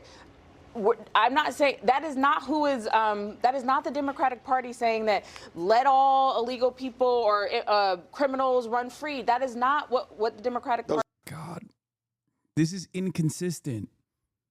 This is not a strong retaliation to Scott Jennings's lies. Okay? God damn, bro. It's like, oh, I just don't get it. I don't understand it. I don't know why liberals have such a hard time with this. Okay? The only thing that the Democrats got wrong on immigration is that they leaned into the right-wing sentiment. Okay? When that sentiment was built around this collective hysteria, manufactured outrage, built on top of falsehoods about undocumented migrants being responsible for crimes, heinous crimes, and that the previous administration was simply not apprehending or prosecuting criminals. I think it's a big L that CNN hosts these panels and the two Republicans, or sometimes three Republicans, consistently dominate the narrative on these panels. I feel like this has a very negative consequence on the way Democrats approach these issues, the way Democrats learn about these issues, the way Democrats talk about these issues. It's not good at all. Those are the policies. Those are your. No, those are the, they are not. I mean, you have prosecutors and judges all over this. You support an imperialist running for Maine? Yes, brother. Yes. Yes, I love imperialism. I have betrayed the revolution. I love imperialism. It's my favorite thing, okay? I love it. Please, lock in. Country that have let violent... I'm also literally going to and promoting a liberal protest, right? The No Kings protest. You and the 8 other Maoist third worldists in your reading group are the only real revolutionary vanguard, okay? I am a sheepdog. I am a sheepdog for the Democratic Party. I want to cut away the revolutionary fervor that is trapped in the collective consciousness of the American proletariat, okay? If only people heard you and 5 of your stinkiest friends from your reading group and their attitude, they would automatically be on board.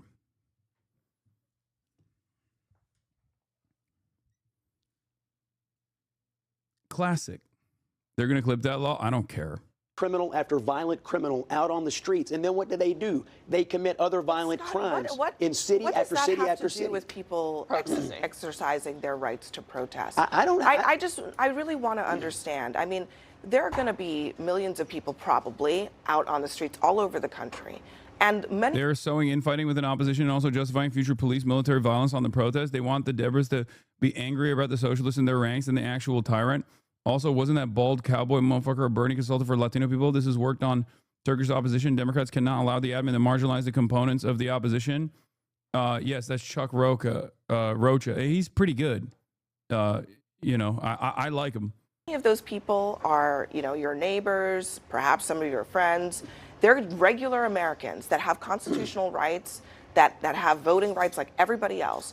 Why is it that there is this idea that guilt by association should be applied to them when they just want to... One thing I remind baby leftists a lot is the part in If We Burn where Vincent Bevins is recounting a story about the failure of the left elements to control the Euromaidan. They were asked if they could pull together 99 other leftists. They couldn't during those violent times, so the conservatives won the Maidan. I don't know the exact details of that, so I can't speak on that directly, but I will say that left opposition to other left elements that have a different mechanism for change or a different method for change, instead of realizing that we have to take advantage of all of this growing discontent and try to shape it into a more productive movement that has decipherable, discernible policy goals. Instead of doing that, we just fucking hyper-focus on marginal critique of different ideological tendencies that are utterly irrelevant in the grand scheme of things in contemporary American politics. We will never be able to build anything. Okay? That's it. But the left will continue to engage in infighting. And the left will continue to present some semblance of false moral purity as being like a leftist deity. Jesus Christ could come back to earth and present himself as like the singular force for communism, and people would still find something to shit on him over on the left. Okay? They'd be like, yeah, turning water into wine. Why isn't he fighting the opposition? Why is he curing the lepers instead of fighting the opposition? How dare he? Spending all of his time walking on water. These miracles are silly. He should be doing mutual aid. White savior much? Yeah, someone in the chat said Nepo baby. Yeah, Jesus Christ was a Nepo baby. Shit, was Jesus Christ also in Blackwater? You do understand that I'm not even talking about fucking Graham Plattner at this point, right? I'm talking about like everything. I'm talking about something broader that is a issue within the left. Why do you do this cynical framework of dissent? And why is it always someone who's been in this community for a very long time? This is more so the most unproductive elements and the worst possible tendencies that leftists regularly engage in, and unironically present as a virtue, constantly looking for a reason to assume that like someone is bad, immoral, wrong, like this cynicism that so many people who claim to be progressive have in their hearts, and also this firm and committed belief, this firm commitment to the notion that no one is actually capable of change at all is ridiculous. And not only is it ridiculous, but it is utterly unproductive. It makes instilling a sense of solidarity impossible, and it makes organizing impossible as well. All right. How is the best Americans can elect for the leftish a Blackwater mercenary? I'm not saying he's going to lead the fucking Revolutionary Vanguard. Okay? But if your immediate position is like, I don't give a fuck about anything a person is saying or who they could have potentially become throughout their evolution because of what they've done, you're not being serious about this. Because we do need motherfuckers who are veterans on our side. And there are veterans on our side. So many of them in this community. Okay? Also, many of you don't even know how to fucking hold a gun, so shut the fuck up. For all of his faults, I believe Freud accurately described this as the narcissism of small differences. Go out and protest against a political administration that they disagree with. I have no problem with people protesting peacefully. They have every right to do that. I do think it's legitimate. Why demonize them? Because I think it's a legitimate political debate about what they're protesting for. I mean, look, listen, if every time, I mean, and this does happen on the right, on the left to some extent, conservatives get mad when Democrats say, oh, you guys are palling around with white supremacists and racists and so on and so forth. Charlottesville, a great example. Or the group chat. Yeah, the group chat. This week. January 6th, all of that. Everybody painted with the same brush, and you all were. At the No Kings, I overheard 60-year-olds talking about how we need to arm militia to resist ICE. They flew Palestinian flags, called for free healthcare, and demanded the end of billionaires. These aren't young lefties. This is liberal honor guard. What does this mean for the Dems' 26-28 primaries when this is where their core liberal base is now?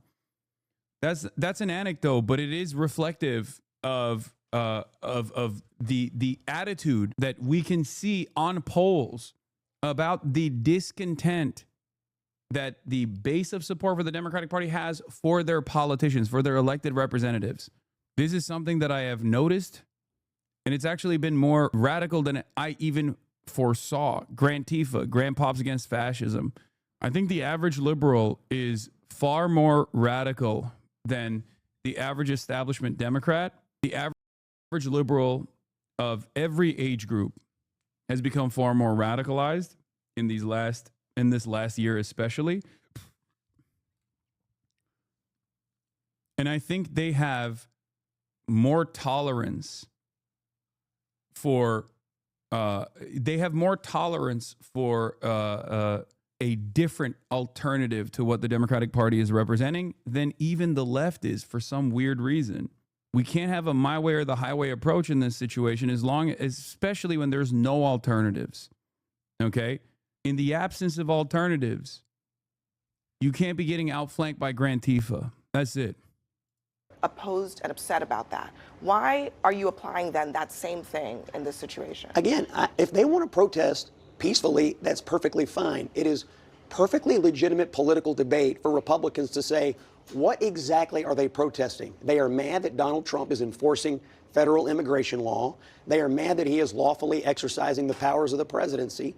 And they are fighting for policies that Republicans fundamentally believe are bad I for do the think country. they disagree with all of the things that It's a legit debate. They disagree. You characterize those things as lawful, and they disagree, and they're expressing their disagreement. But I want to play this from Amy Coney Barrett, the Supreme Court Justice. She's spoken with a New York Times columnist about some of these concerns about President Trump's use of his presidential power. Her answer on the Supreme Court's role in all of this, you might find surprising. Where it's very easy to imagine from either the left or the right, some present or future president deciding to test the court, Andrew Jackson style, saying, interesting ruling, Justice Barrett, good luck enforcing it. If a president defied the Supreme Court, what would you do? Well, as you say, the court lacks the power of the purse. We lack the power of the sword. And so we interpret the Constitution, we draw in precedents, we have these questions of structure, and, we make the most with the tools that we have. I watched that today when we sent it around, and I had not seen it previously. And it's funny that we picked this piece because it was the part that stuck out to me the most, and it kind of shook me. She was like, we ain't in charge of the money. We ain't in charge of having a sword. She used the word sword, and then she was like, I don't know what they could be doing because we just do the Constitution. That's what we do, and kind of just pivoted. And I was like, oh, my God. Illinois at the center of President Trump's immigration crackdown, and one of the latest ICE arrests there might surprise you. Rajul Bajovic was working as a sworn police officer with the Hanover Park Police Department. Just one problem. He was visiting from Montenegro on a tourist visa and required to leave the United States over 10 years ago. Yet just this August, he graduated from the police academy and was given a badge and a gun. The town says he was cleared to work. Quote, all information we received from the federal government indicated that Officer Bojovic is legally authorized to work in the United States as a police officer. But now the illegal alien remains in DHS custody. Here to discuss the disturbing details more, former acting ICE director Jonathan Fahey. Great to have you here, Jonathan.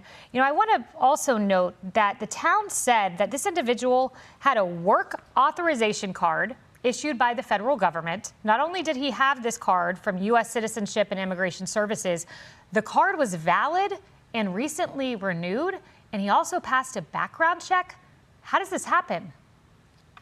I'm highly skeptical of what the town is saying on this because we know in Illinois they are basically full-on pro-illegal immigrants. And remember, this is J.D. Pritzker signed a bill, I believe it was July of 2023, allowing non-citizens to be police officers. Amazingly enough, that you would have even non-citizens being police officers. But they knew this type of thing would happen. We know how Chicago, we know how Illinois treats illegal aliens, which is typically the same or better than American citizens. So I find it skeptical that there was any serious vetting. But it's a real problem that we would even have a system where non-citizens could be police officers. But J.D. Pritzker, again, signed this into law because they always put illegal aliens and non-citizens ahead of citizens. You know, Jonathan, I also want to note, we've covered on this program multiple times the Des Moines County Superintendent, who was also here illegally. We have his picture. We'll pull it up. And while you address that matter, I also want to scroll his history of criminal conduct. You know, in this case, they said that they were deceived. They don't assert that the federal government said he could be here. But how many of these individuals do you think are working in police departments and teaching our students? I think there are an awful lot of them because that's also a school system which, again, was pro-illegal immigrant and doing everything they can probably to not find out, or even if they knew, they looked the other way. So I think there's a lot of them out there, and it's really shameful because, again, these jobs, one, should be for Americans, but also people that we should have good enough vetting, particularly for law enforcement, to make sure we have people legally here, and they really should be citizens. It's utter nonsense, and it's, again, people... J.D. Pritzker, other people try to blur the lines between illegal aliens and citizens all the time, and this is just another example of that. Yeah, I want to play a clip from Pritzker. He seems to have more of a problem with American citizens like Stephen Miller than some of these illegal immigrants in his town. Let's look. This should be proof that this kind of enforcement is stupid, right? I hope that, like, for the average normal human being, when they hear stuff like this, or like cops, superintendents, teachers, well, maybe they should stay here. Like, these are productive members of society. This is the proof. Meanwhile, they're so horny to present this narrative that you're bad across the board as long as you are an undocumented migrant or a migrant with like improper documentation. That, you know, it's just bad on its own. They're scary. They're illegal aliens. Anyway, we're going to move on now. I have a surprise for you guys. I'm going to participate for a very brief moment at one of the No Kings protests, and I'm actually bringing Kaya with me as well. Kaya also has a press vest on. You guys already saw that. And it's going to be safe because we're not, like, these things do not become less safe until the dispersal order is issued, which is obviously going to be later in the day. So, yeah, we're going to be fine, and we're going to be very careful. We're going to be very safe in general, and yeah, we're gonna leave. We're gonna be in and out. It's gonna be swift. Okay. All right. Listen to this. I'm moving on now. The and I'll people see you on who the other serve side. for the. We're back, and the gray is back. I know. I'm fixing it. I'm fixing everything. All right. Let's see what has happened. Foreclosure at the time, and had broken up with his girlfriend. All around the country while I was running around. What did I miss? Did you hear Emiru was never going to TwitchCon again? Smart move not going there. Seems like everyone who didn't go was smart about it. Emiru made a response. I'm going to take the vest off. I am. Emiru gave a... She also briefly mentioned you at the end. Wait, why? Because it's not just about me. Like, this could have happened to anyone. Honestly, for all we know, this could have already happened to someone, a small streamer, and someone just wasn't filming it. Which, okay, I'll just start this by saying shout out to the guy who filmed it and put it on Twitter, because last night after this happened, I was thinking, like, fuck, like, I have to talk about this. Like, people need to know that this happened. Like, how am I gonna do that? And then someone happened to post it on Twitter. So thank fucking God I didn't have to figure that out myself. which, okay, like I said, this is gonna be a mess because I'm not meant to be doing these kinds of streams. Hey, Kaya's vest off too. Yeah, they're gonna take it off. I don't think that Twitch would have put out an official statement if that clip wasn't posted and going viral. And even after the fact that that clip was posted and going viral, as far as I know, the other people who had meet and greets today were not reached out to ask if they wanted extra security or if they even wanted to cancel their meet. For those of you who don't know, this is Emiru, and what's going on here is that this is her first statement after she was assaulted at her meet and greet that she did at TwitchCon. Okay, yesterday, Emiru was doing a meet and greet. She's one of the top content creators on this platform. She's the largest female content creator on the platform, and a stalker of hers approached her while she was doing a meet and greet, cut the line, and forcibly grabbed her and tried to kiss her. And then Emiru's own personal security detail pushed him off, but he was able to walk away and walk freely, as a matter of fact, like literally just like leave the premises and walk freely without another person actually reaching out, another person actually like from the security detail or from TwitchCon at all, stopping him at all. He just walked away casually out of the doors. Now, it's already like what he did was heinous, what he did was violent, what he did was illegal. And this is her reaction to it after the fact. Twitch released a statement. TwitchCon released a statement. Twitch released a statement. It was not a great statement, to say the least. And this is her going through the events now and talking about it. Greet, like maybe some people were, but I know for a fact Extra Emily wasn't. My personal manager made sure that she had extra security. No one reached out to her. Don't know about everyone, but I know that for a fact. Okay, so let's just start from the beginning, because I want to be able to run through everything. This is her statement an hour before her TwitchCon show. Twitch gave her this room for her statement and she blasted Twitch. I mean, yeah, she has every right to do so. Before the show starts in a fucking hour. Okay, my notes are a fucking mess. It looks like a schizo board. Yeah, again, thank you to the guy that put it on Twitter. Thank you to the people that talked about it. Because otherwise, I don't know if anything would have been done or would have been taken seriously. Straight up. So I'm just gonna go through, from my perspective, what happened, what I saw, the order of events. Unless there was police notified on the premises, who would have detained the assaulter? You can't just grab people in public. Wait, what are you fucking talking about? The security team at TwitchCon should have detained him until law enforcement got there. What the fuck?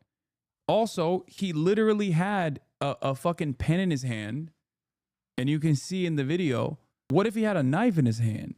Like, a crime took place. It's a sexual assault. You absolutely, and there are cops supposedly at TwitchCon as well, but even outside of that, you absolutely, if you're a member of like a security team, can hold someone and detain someone for, you know, a little bit until the cops get there. Exactly, but was it qualified security? They hire people? What do you mean? Yes, I've been at TwitchCon. Yes. Of course they have security everywhere. It's supposed to be that way. That's their job. Like they're certified. There are certified security people there. So I was doing my meet and greet, and I've seen people saying that it was an obligation given to me, like to be a featured creator and to have my show, I had to do a meet and greet, which is true. I was told that I had to do a meet and greet, but as far as I know, there's some people that canceled. Regardless, I didn't cancel. I thought it was going to be fine. So I show up at 4. I'm doing my meet and greet. This happened about 30 minutes into my meet and greet, so I was probably only like 20 to 30% done with my meet and greet. I was just taking a picture with someone else, like completely normal, nice guy. And then I see out of the corner of my eye, there's a guy walking around the side of the meet and greet. And he crosses in front of the meet and greet of the person to the left of me, which is a VTuber. So he's able to walk up and in front of another streamer's meet and greet. And then he walks up to me and he's like walking with a purpose, you know what I mean?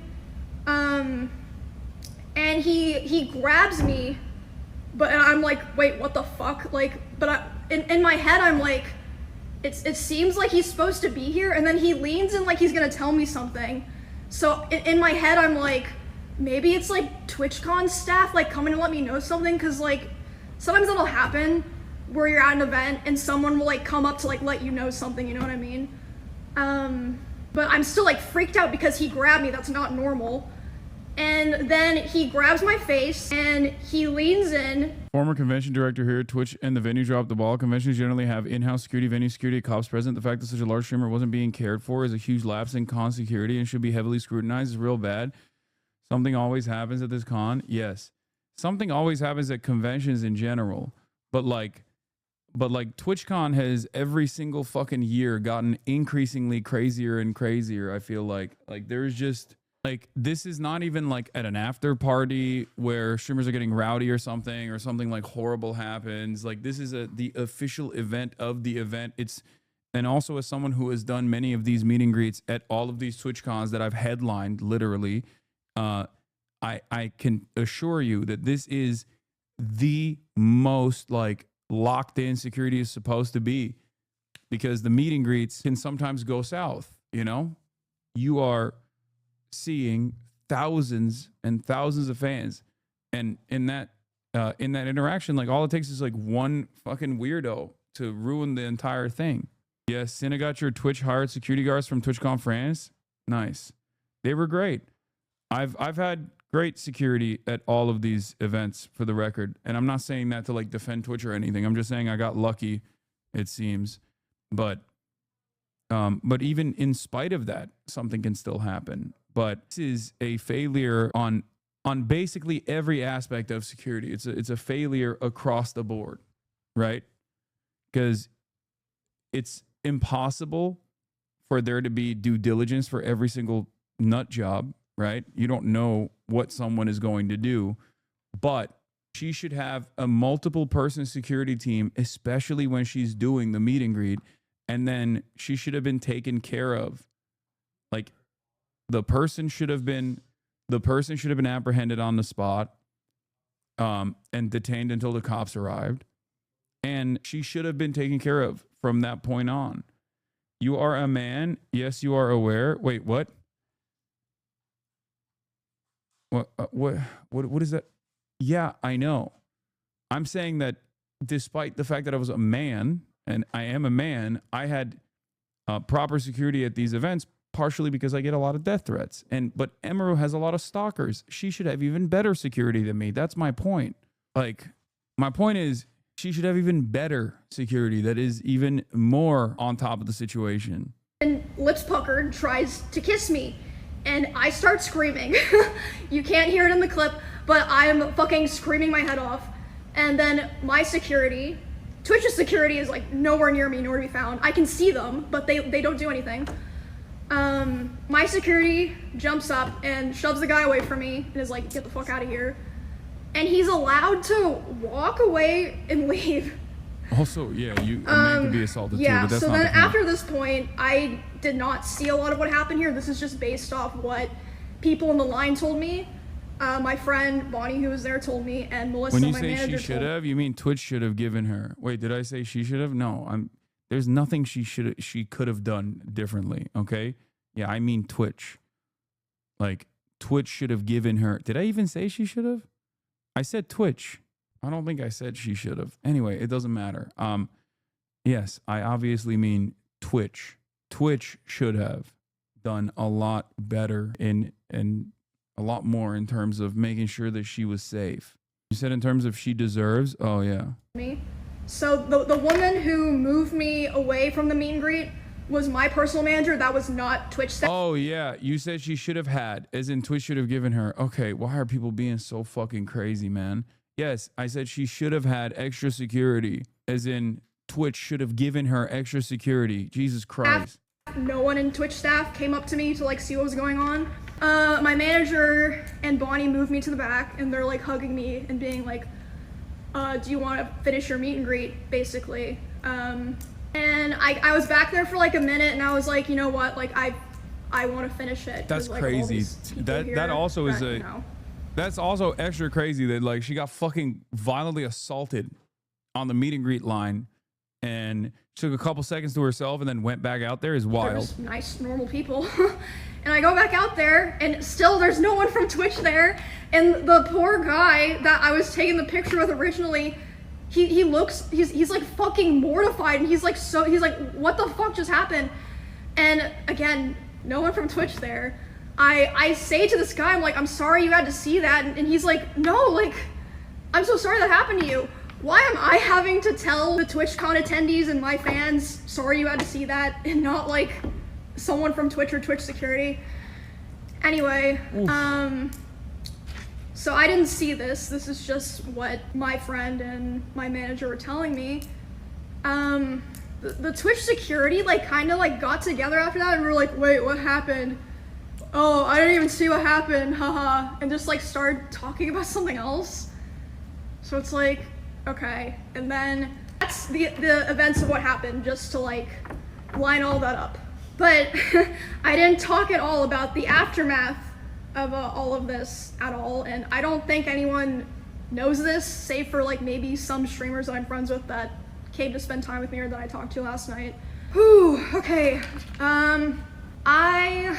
So I finished the meet and greet, and I was escorted back to my hotel by my one security guard. Oh, and also, by the way, I've seen clips, people bringing up clips of me talking about how my previous favorite security guard was permabanned from TwitchCon because at a previous TwitchCon 2 years ago, I think it was 2 years ago, there was a stalker, and he held him by the arm until police got there. I mean, I just don't like, there's Comic-Con, there's VidCon, there's so many different conventions. Like, I don't understand how this is like getting increasingly worse year over year for Twitch. I don't get it. I don't understand the parasocial aspect of Twitch. I know, but like VidCon is parasocial too. Like, it's not like, I don't think it's necessarily that like Twitch has extra, Twitch is like extra parasocial. Maybe it happens at other conventions as well, and I'm just like oblivious to it, but it's crazy that like I've been going to Twitch cons both in Europe and in the United States of America for years. This is the first TwitchCon that I did not attend. Okay? This is the first TwitchCon I did not attend. I've gone to conventions for other things. I've gone to Anime Expo. I've gone to VidCon. I've gone to basically every other type of event like this. And last year's TwitchCon, if you recall, if you watch like the Fear End podcast that we did last year after TwitchCon, you will realize that even back then I had noticed that there was a real problem with like streamers that were going from other platforms, specifically like Kick usually, just to like disrupt the event. And many of them did, and disrupt the event through like targeted harassment at other streamers, both in and around the event area. Okay. They did that. And I didn't like that. I criticized it quite a bit. Nick Pollum literally got assaulted. Like a Kick streamer who was streaming on the convention floor straight up went up to Nick Pollum and like licked his hand. He was sexually assaulted. That person got kicked, but still, like the fact that this was happening, the fact that that was already happening, it was already an issue. I licked his nipple, sorry. Wasn't it? Didn't he get his nipple licked or something? Like Wake got groped. Anyway, my point is like that was one of the many different incidents. Like Frogan outside of TwitchCon was being directly stalked by some fuck ass, stupid ass streamer that's like friends with Destiny. Straight up, this dude was just like stalking her. And then that dude ended up assaulting another person. Like all this stuff took place last year. It's fucking nuts that there wasn't like additional precautions taken. It feels like every year it gets worse. And because of that, he was indefinitely banned from TwitchCon. Like from all of TwitchCon, not just the venue, because that was in Las Vegas. Anyway, that just a side note. Okay, Yeah. Oh, he's the one. Yeah. E-Rob got into a fight with a kick streamer last year too. Yo, that's the same one. I think that's the same kick streamer. Like there are fucking streamers that just straight up do this. Like this is their whole quote unquote content. You know what I mean? Like this is a fucking parasocial stalker, not a streamer as far as I know. But like it's insane that all of that happened and there was nothing that Twitch did to like explicitly take additional protective measures, and it's still fucking going on a year later. Man, I wrote down a lot of shit here. Okay, can I just also say, what you guys are seeing here is character development. I've always been the person who never says shit. Like, I just want everyone to have fun and for things to go well. Why am I the person who has to do this? So anyway, after I'm escorted back to my hotel, I let some of my friends know they come to my hotel to see me and spend time with me, like make sure I'm okay and everything. And then my manager's letting me know, she says, okay, my manager, I've contacted the police, they're gonna come talk to you about pressing charges, etc. They're trying to find the guy, they haven't found him. I'm like, what? Anyway, so at some point while I'm with my friends, a police officer comes and talks to me, interviews my manager, talks to my Twitch partner manager, who by the way, she's so sweet, like she didn't do anything wrong here. All of that happens, and then I'm complaining to my friends, I'm like, the fuck do I do here, guys? Like, I have to talk about this, blah, blah, blah. And they're like, oh, like, don't worry about that right now. And then suddenly Wake's like, wait, why is my Discord saying hope Emmy's okay? And I'm like, oh, fuck. I guess the clip got posted. Again, thank God someone was filming, because otherwise I don't think Twitch would have said anything. So after that, I start getting a lot of messages. I'm responding to people, and my manager comes back to me and she's upset. She's like, okay, I've been talking to Twitch people and I'm really upset because I noticed a lot of negligence around the event and I'm not happy with the way that they're handling it now. And I'm like, what do you mean? And she's like, well, I asked them, you know, like, what are they gonna do about this? And you know what they said initially? They said, oh, well, he's banned from the platform for 30 days. What? And then she's obviously like, hello? Like, that needs to be indefinite. What the fuck are you talking about? Also, that's like nothing to do with anything. No one gives a fuck if he's banned on Twitch or not. Like, we're talking about the convention here. So they change it to indefinite. Takes an hour for that to happen, by the way. These two people are the head of security for Amazon and the head of risk for Twitch. Also, later the same night, I'm not gonna drop names here because I wasn't there, so I didn't see it. But I had multiple people tell me that key Twitch representatives last night were out partying. Okay.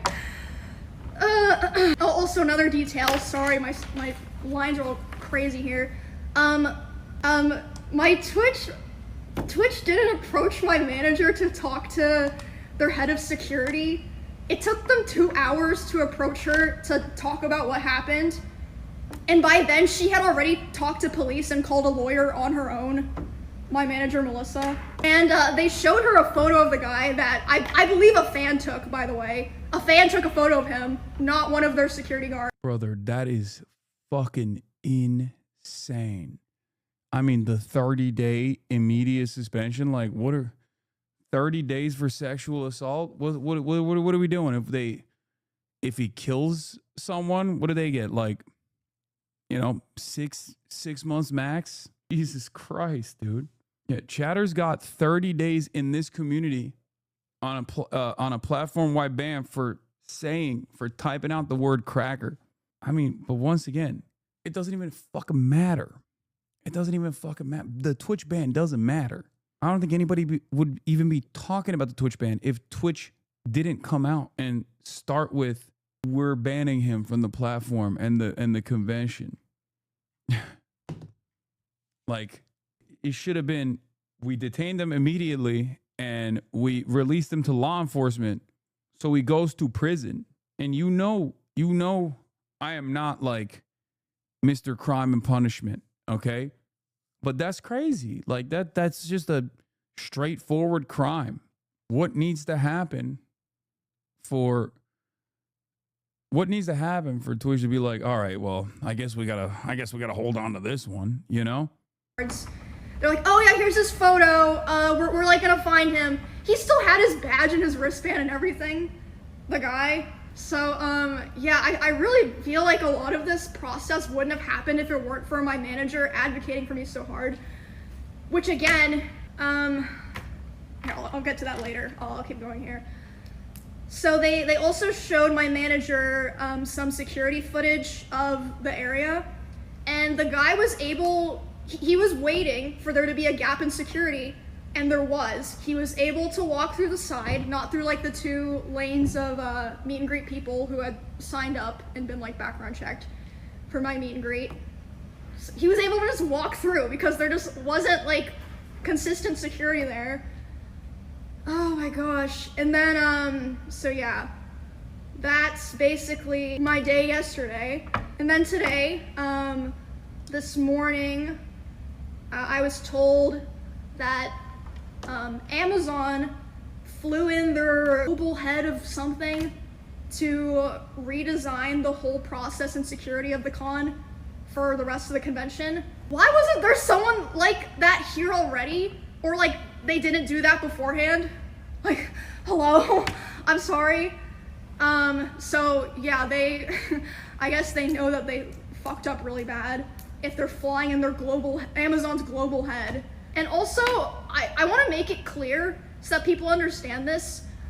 I am so lucky and privileged, okay?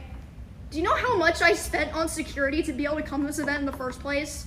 Like, but I'm not just talking about yesterday, I'm talking about my security for like my RV trip that I did with my friends and stuff.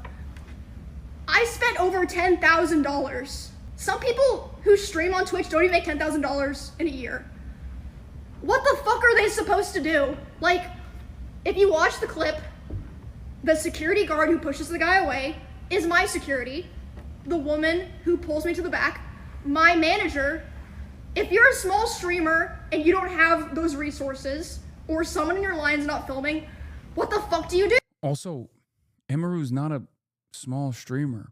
So where the fuck is the convention security in general for the meet and greet space? And where the fuck is the event team, the event security team? Because the top content creators on the platform, aside from the privilege that they have, do literally get actual, like, you've seen it with me. I have 3 dudes on me at all times when I go to these things. I had 3 dudes, one right next to me, and then one scouting out the crowd, and one, like, usually when I go to these sorts of things, like the convention itself will be like, yeah, we have to make sure that there's like crowd control. You know what I mean? Okay, bro, not the same situation though.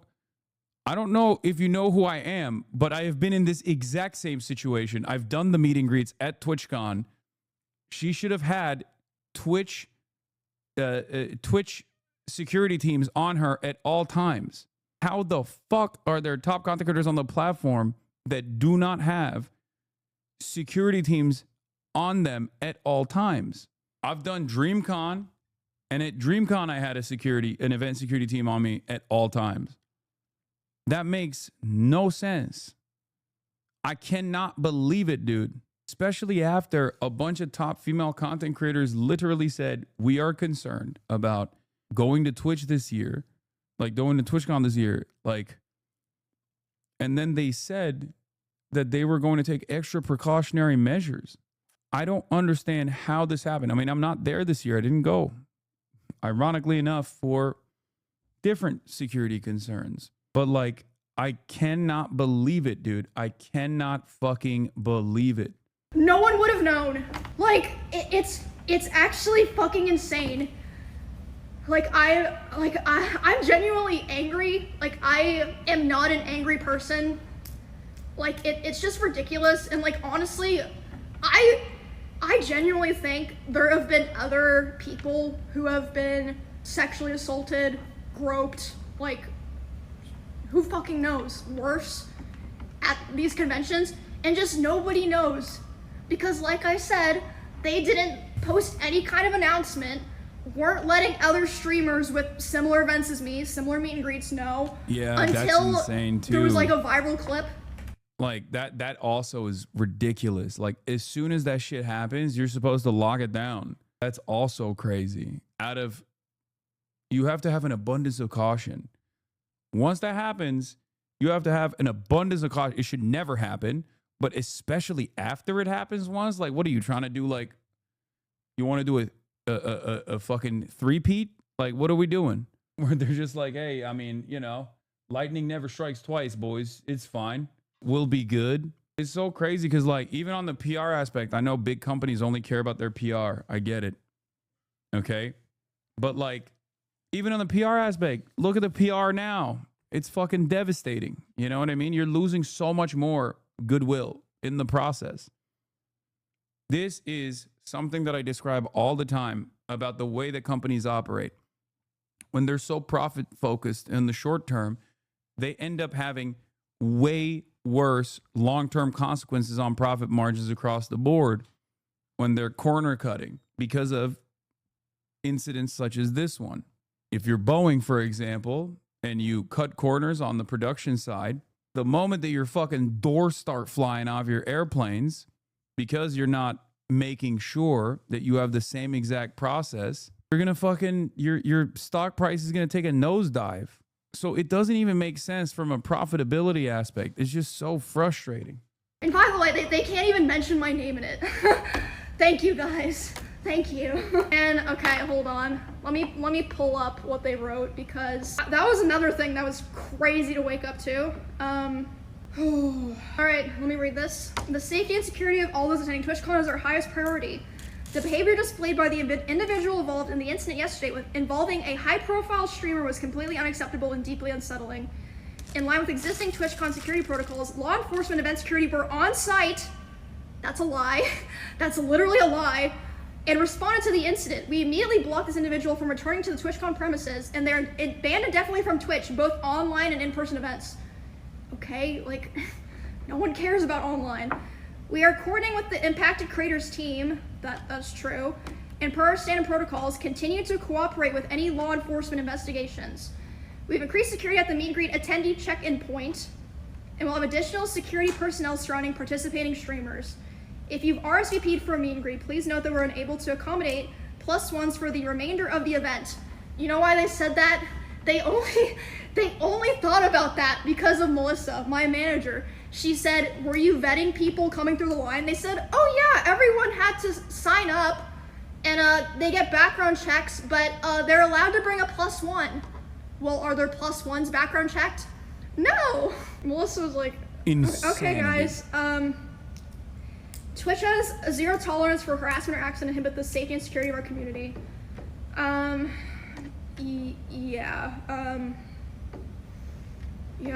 don't even know, like, I'm just tired, guys, like, I'm just so tired of, I've just had so many things happen, and like, you know, stuff just happens, like, especially when you're like a creator, or like a girl creator in particular.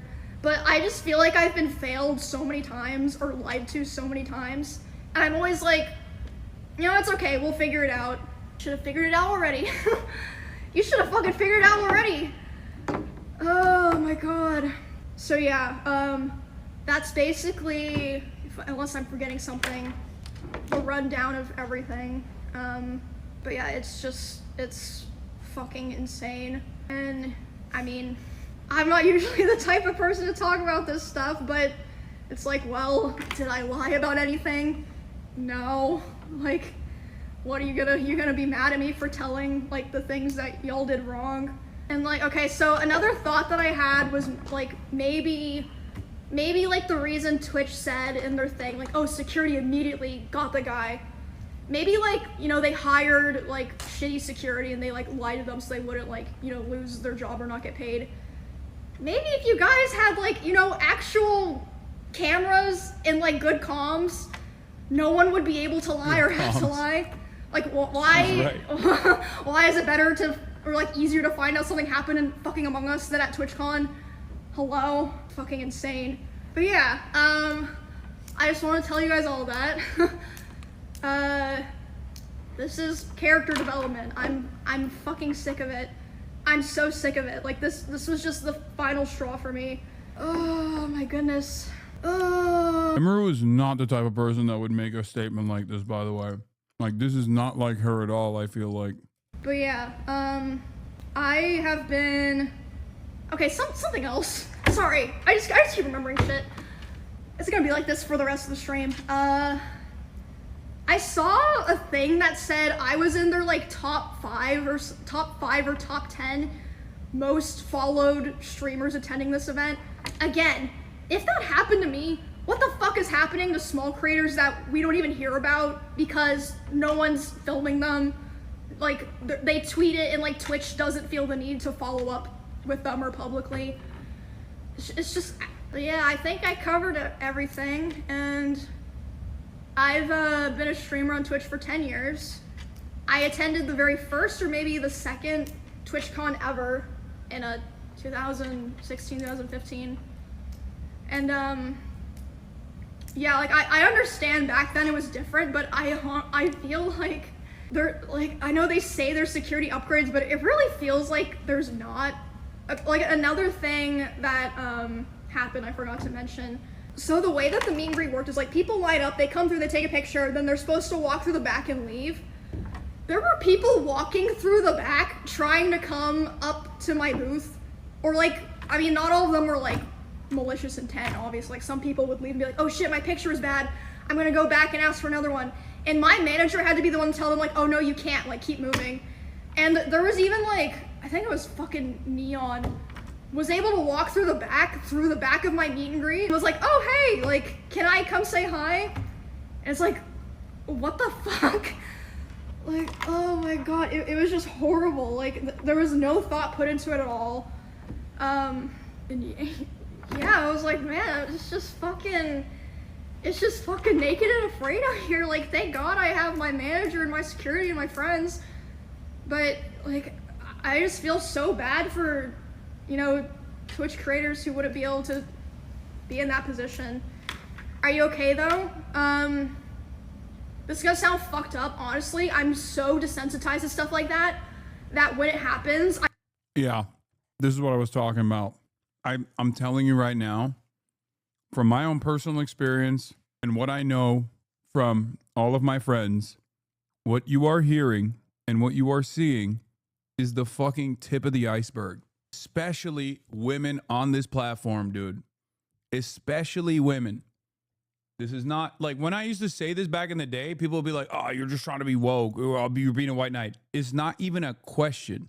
Like, and it's not even like the top female content creators. I'm talking like, you can have every female content creator on this platform at a certain point was just starting off. And from the moment that they had 10 plus viewers, they have had to fucking deal with stalkers nonstop.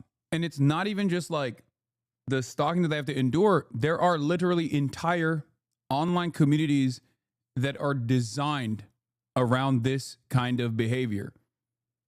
A lot of women quit for this reason. It is fucking insane. Do you think it's just utter incompetence or just misogyny and security and not taking stalkers as serious threats? No, I think it's incompetence because Twitch knows this. Like, it's not like Twitch is oblivious, man. Come on. Emiru literally was stalked physically on camera alongside Valkyrie and Senna at the Santa Monica Pier. It's just, I mean, it is both, by the way. Yeah, of course it's misogyny as well. I'm just saying that, like, Like the primary order here is that it's unimaginable ineptitude, unimaginable negligence. Like, misogyny or not, if your job is to fucking provide security for your streamers, regardless of your misogyny, you're like, okay, we need to fucking make sure that these streamers are still protected. Drama alert followers were saying they were staged. Yes, because they're some of the dumbest fucking assholes on the planet. I kind of just go into like lock-in mode. I'm like, okay, I need to just lock in and like get through this. But yeah, I was talking about, like, as far as her being like, yeah, I'm desensitized to this, it's because she deals with this all the time. Worry about it later. So that's how I was able to finish my meet and greet. Like, my friends were telling me, like, bro, if it was me, I would have been crying. You're built different for going back out there. And like I said, I was going back out there and having to apologize to people in my own line. Being like, I'm sorry you saw that. I hope you're okay. And then they of course were like, what the fuck? Why are you saying that to me? But I felt like I had to because no one else was there. And like I said on Twitter, like, I really wish I didn't have this opinion. Like, I love trying to be like the positive, like, oh, let's get together and have fun, everyone. I really like would discourage other creators from going back to TwitchCon, not just because it was able to happen at all, and what happened during it, and the aftermath. Like, it's just crazy. Like, why would their PR team say that? Like, you can literally see in the clip that he's allowed to walk away. But yeah, thank you guys. Appreciate all the support and stuff. It was pretty crazy. Getting all the messages and stuff last night. And again, I've said it like 5 fucking times. Thank fucking God that someone was filming and decided to post it. Because if not, you know what I would be doing today? I would be so fucking stressed being like, okay, do I have to disrupt my stuff that I have planned to announce that this thing happened to me and let people know that it could happen to them? So thank fucking God for that guy. Like, thank you so much for doing that. And I would just encourage everyone just to stand the Proof you're a has-been making content from this, pussy liberal? You mean addressing a fucking issue that took place that I've talked about quite a bit and warned about quite a bit, happening to someone who I know personally? You okay? fuck up. Stand up for yourself, stand up for other people. Because if you don't, look what fucking happens, which is crazy because I saw Valkyrie, I saw Pokey, I saw Hassan, I saw Cutie saying, I don't really want to go to TwitchCon because I don't feel safe. And everyone was saying that they were stupid or overreact. Not everyone, but a lot of people. Yes, a lot of motherfuckers were saying that. It was other content creators that were saying that. It was other content creators that were fucking talking shit too. Yeah. Content creators and drama farmers, places like LSF, places like fucking that stalker account that has now become like the LSF of Twitter, Yeet. So many of these motherfuckers blasted me. Blasted Cutie. Yeah, Dick Tone. That's another one. Blasted Cutie, blasted Pokey, blasted Ray. Portion of people were saying that. And Twitch's response to that was to be like, oh, don't worry, everyone else. We up security. I should have listened to them. Especially because, I mean, a lot of people know stuff like this has happened to me in the past, and I just keep going. Like, I'm the kind of person that's like, you know what? I'm not gonna let a shitty person or a shitty thing ruin my life or like what's going on for me, you know what I mean? Fuck it, we ball. So I was like, I'm gonna go anyway. I'm just gonna be smart. I'm gonna pay for security. I'm only gonna do my show. How is someone gonna attack me at my show? I'm only gonna do my meet and greet. How the fuck would they get into a meet and greet? It's roped off with security. Nope. Nope. Lesson learned. And also after it happened, Twitch did offer if I wanted some of their Twitch security. I was like, I'm good, bro. But I was lucky enough that Clemens, who's one of my usual security guards, flew out from Austin, Texas this morning to be there with me today. Have to go to lengths like that. And I have 2 other security guards. One of them's Amazon's, but I have my personal security guard that I feel comfortable with is like my main guy. And they said that they like changed security for the show and stuff. But yeah, I'm just done. Like, this is the kind of thing that it's like once you break the trust for something like this, you're never getting it back. I'm sorry, you're just not. Like, it's not like this is the first time that something like this has happened. So like the trust was already kind of broken, and that caused a lot of people not want to come. Like, for example, people were talking about how last year, Nick, NMPLOL, and Wake Wilder got assaulted. A guy literally walked up to Nick on stream and licked his nipple, which again, if that wasn't filmed on stream, would anything have been done? I don't fucking know. And they didn't even make like an official announcement about it. They didn't reach out to Nick. As far as I know, he was saying that last year. So if they did reach out to him, it was way after the con. Bro, in and around the convention, that was in the convention, which is extra fucked up. I'm telling you, man. Yeah, Frogan and Raph were attacked last year, stalked by another content creator. It's so fucking crazy. So it's like, did they just not think it was a big deal? Is it because Nick's a guy? Like, hello? I'm supposed to be working on my Run a Show right now. I am still doing the show, like I said, because of the production staff worked really hard on it, and the cosplayers involved worked really hard on it. So I still want to do it, but this is gonna be my last TwitchCon show. I'm doing it with Baby No Money and Will Neff. So even though we haven't really had time to go over this in practice, it'll be fine. It'll be a shit show, but it'll be fine. I'm sure it'll be fun. Lots of talented people working in Twitch production and all that. It's, yeah. Anyway, how are we feeling, you guys?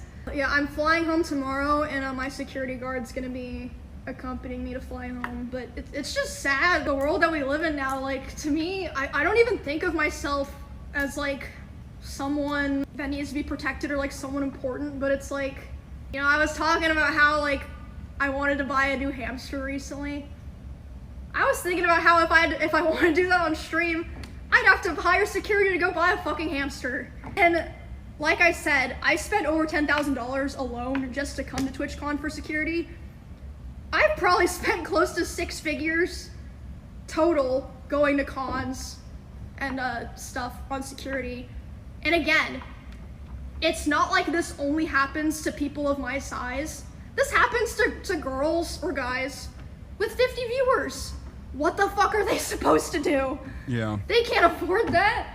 It's like, you gotta just deal with it, not there, or you're, that's another thing. I could have fucking died yesterday.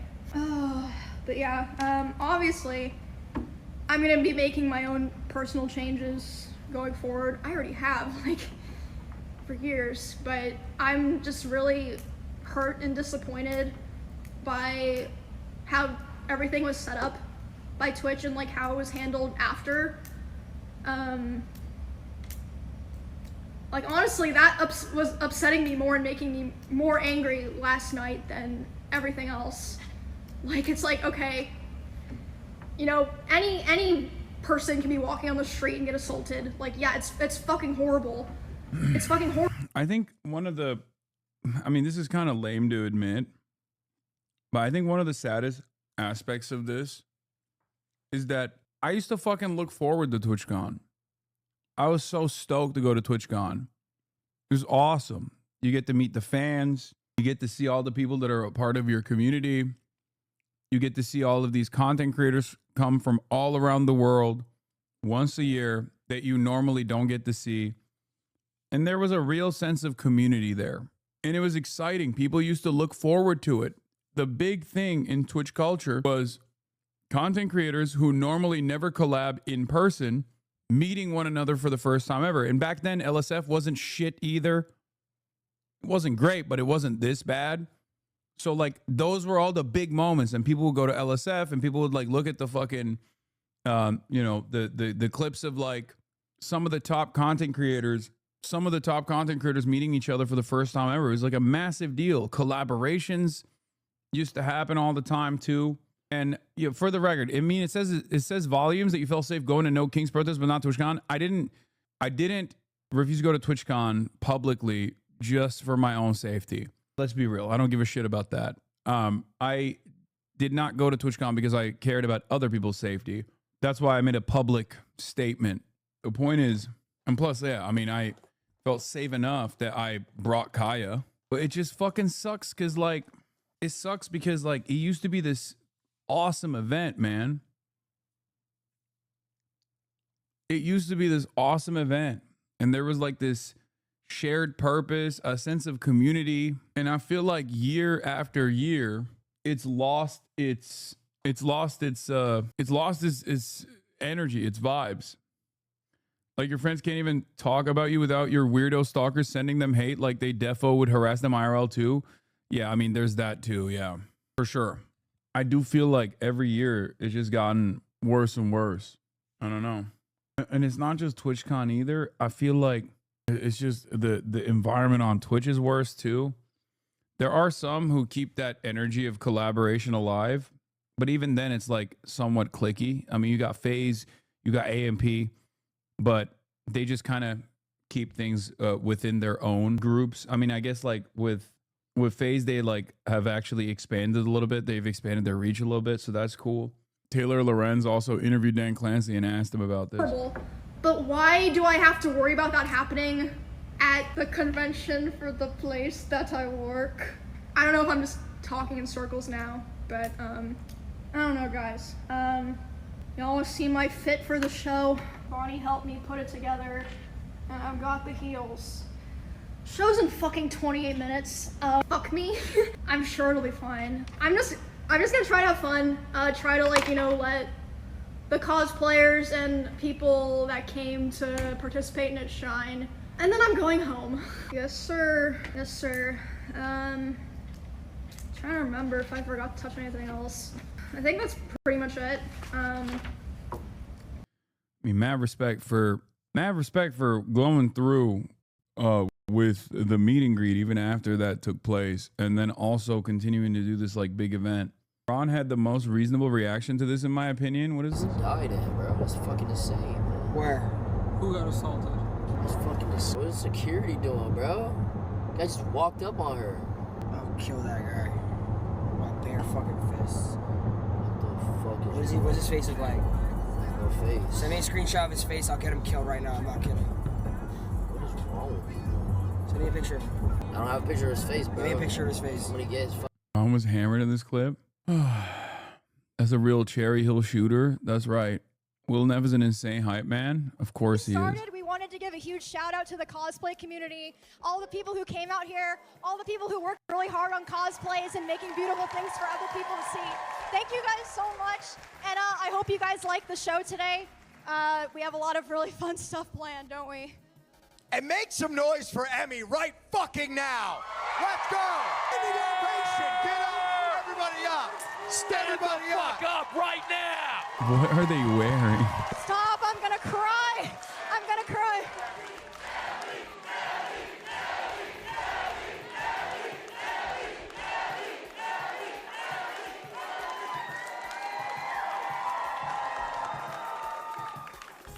That was pretty good. Yeah, not bad, not bad. Will's wearing the double deep V from the Out of Bounds collection. Yeah, I see that. I assume it's the cosplay from the gambling anime. I forget what it's called, but I watched it back in the day. All right, let's hear what Taylor had to say interviewing Dan Clancy, the CEO. Obviously, we saw one Twitch streamer yesterday, Emiru, get assaulted by a male fan. Okay, and a lot of streamers have, especially female streamers, have talked about, the danger that they feel from these sort of toxic, I guess, parasocial kind of creeps. What are you guys doing to prioritize safety? Because I know also a bunch of Twitch content creators said that they were too scared to even come to TwitchCon this year, just in case something like what happened yesterday would happen. The safety of our creators is the top priority. The challenge we face is a challenge in today's society. It's not limited to Twitch. It extends throughout our society. I do think that when you're live streaming, in many ways, since you control your community and you can ban people, you can make it so that those people that you don't want engaging with you and participating with you aren't there. Okay, it's very different. When I use other short form content and people say all sorts of stuff, well, I can't stop that. But when I live stream, they basically don't bother me. Now, what happened yesterday obviously was something that we care deeply about, securing this environment. We're looking very closely at everything that happened there, and I care deeply about Emmy. She's a friend of mine, and so I want to see how we can support her. This is just something we have to keep working on. I think everyone identifies our tools in terms of trust and safety as the leaders in the industry about helping creators, but that means there's always more work to be done because that's the world we live in now. Demi had posted earlier today that I guess this fan was allowed to cross. Actual worst possible answer. I mean, I don't know what he's supposed to say as a CEO. Yeah, this is him as a CEO. Yeah.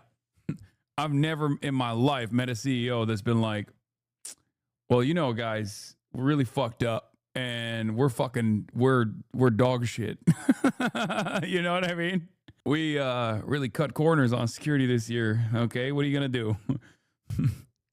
What are you gonna do?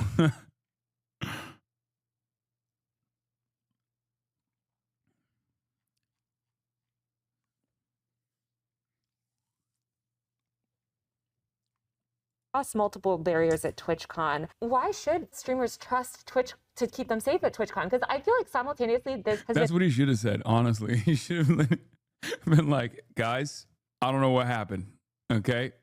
I don't know what happened. That was crazy. I saw it. I thought that shit was wild. How the fuck? I was thinking, where are the authorities? Where are the authorities? What the heliante? What the heli? What's going on here? I mean, are we for real right now? in such a secure event to the point that even like journalists have had struggled. Like, you know, it is very secure, but here's this man that just walks up and is somehow able to bypass all these things. So why should they trust the platform when slip-ups or, you know, issues like this have happened? Well, I mean, as you know, I think you toured some of what we do in terms of security. The reality is, even as you do a lot in terms of unfortunately, the answer to Amazon and their shareholders, you can't just admit fault and open them up for full liability here. I don't like to, but what can he do? No, I know. I mean, that's his role. His role as the CEO is to fucking say that in this moment. Security in today's world, there are challenges that can present themselves, especially when someone is putting. The thing is, like, there is a low key truth to the dynamic on Twitch. It's just that is precisely the reason why you're supposed to be extra attentive. Like when he says, "Oh, this is a thing that's like a major problem everywhere on all the platforms, and especially on Twitch as well. Parasocial relationships, dynamics among stalkers and content creators, lines getting blurred, and people thinking that, like, you know, the person on camera is your best friend or whatever, right? But like, because of that reason, you have to have maximum priority on securing. Unlucky is Kaya, good bro Chacho. See, we are demonstrating exactly what we do here in terms of silencing fucking morons in the chat. I think people know this already, but if you find yourself going into the chat of a random content creator to write stuff like this, 100% easiest lock of the century. Kaya lives an infinitely better life than you. Most human beings do, and Kaya lives a better life than most human beings. Anyway. Themselves out there, right? And so, you know, we try to work very closely with each creator about what they want to do and what works for them, right? So I don't want to get into any, you know, specifics. It's good now that banned chatter can't ever interact with you in any situation, ... according to Dan Clancy. Yeah, the problem is, like, I banned him here, but I go to TwitchCon. I mean, that person is most likely a giant pussy. He's not going to do shit. But the reality is that that person could get excited and want to do something in a situation like at TwitchCon, you know? I think it's more so the opposite. Celebrities are so out of reach that people are willing to go through insane lengths just to have an interaction they feel they'd never get in their life. The bigger the celebrity, the more the radical fan. No. I mean, yes and no. Yes, you're right that there are fucking massively consequential fandoms, like massive fandoms, people who go to crazy lengths to be around celebrities. Having said that, the reason why I say the yes and no is because Twitch streamers are very accessible. We're very accessible online. We're very accessible at TwitchCon. We're fucking walking the, you know, we're walking the halls. We're doing meet and greets. So with that accessibility comes this level of cyber relationship that most people have where it can go south. It can become an obsession. Details, but part of that is working with creators and, trying to find them. Right now, we're definitely, ramping it up to make sure creators know that we have the resources there to help them figure out what's right for them. But I think the reality is that there are fucking K-pop idols, man. They are gods, okay? Especially in places like Korea. And while this kind of stuff does happen every now and then to them as well, it doesn't happen at the same level or frequency as it does to Twitch streamers. And obviously, I suspect a part of that is because of the security measures that they have. You feel me? But yes, accessibility creates a level of entitlement. And that entitlement sometimes breeds resentment as well. Like, oh, you owe me something. I made you. You know what I mean? People find themselves like in the throes of tremendous passion. They find themselves feeling very invested in the streamer in his day-to-day. They find themselves seeking out more information about them. And without realizing, they get into dangerous territory. The line between Hasanabi Piker, the human being, and Hasanabi Piker, the Twitch streamer commodity, is blurred. I obviously set hard boundaries on purpose, even though it's virtually impossible for me to present a false face, given that I'm live 8 hours a day. It's just, I don't know. I just don't know how to... I don't personally know how to deal with this shit. I'll be honest with you, but it definitely is it's definitely heightened when you think about the isolation that like the average person experiences. And then on top of that, when you factor in the male viewer, female content creator dynamic, it gets much, much worse. What would you say is the main cause of difference between old TwitchCon and current day TwitchCon? I think like in older TwitchCons, there was a more familiar environment. People weren't so knives out at one another. Like everyone got along and you were excited to see these other content creators. I'm saying from my own personal experience. And there wasn't as much like spoilers, right? Like there weren't that many people that were just like trying to make a name for themselves by like being fucking weirdos at TwitchCon. Whereas and there were still stalkers back then, make no mistake. But as far as the overall vibes goes, like people didn't just like attack one another and like farm drama off of one another, because like collaborations can go in either direction. You can either have a positive association with content creators and collaborate with them, or you can have a negative collaboration that you enforce upon someone else. And that is drama. That's farming drama. And that's like constantly talking shit about other content creators. And I would say that the overwhelming majority of collaborations were positive back in the day. And now the overwhelming majority of collaborations are forced upon people with drama and with like sometimes severe allegations being used as simple drama. And while people were clout chasing back then too, because that's just like a normal aspect of how these things work, the clout chasing was still controlled through this social mechanism, this social enforcement. Like, I do not think that there would be a rape tone style content creator back then. Or if there was, I don't think that they would have had any, like everyone would be like, no, that's fucking bullshit. Like every content creator would in unison come out and be like, dude, you are fucking gross. Get the fuck out of here. Nowadays, there is like an environment for that. Nowadays, there's an audience for that. I think COVID played a role in this. It made it also... it made it so that, I mean, people make a lot more money now too.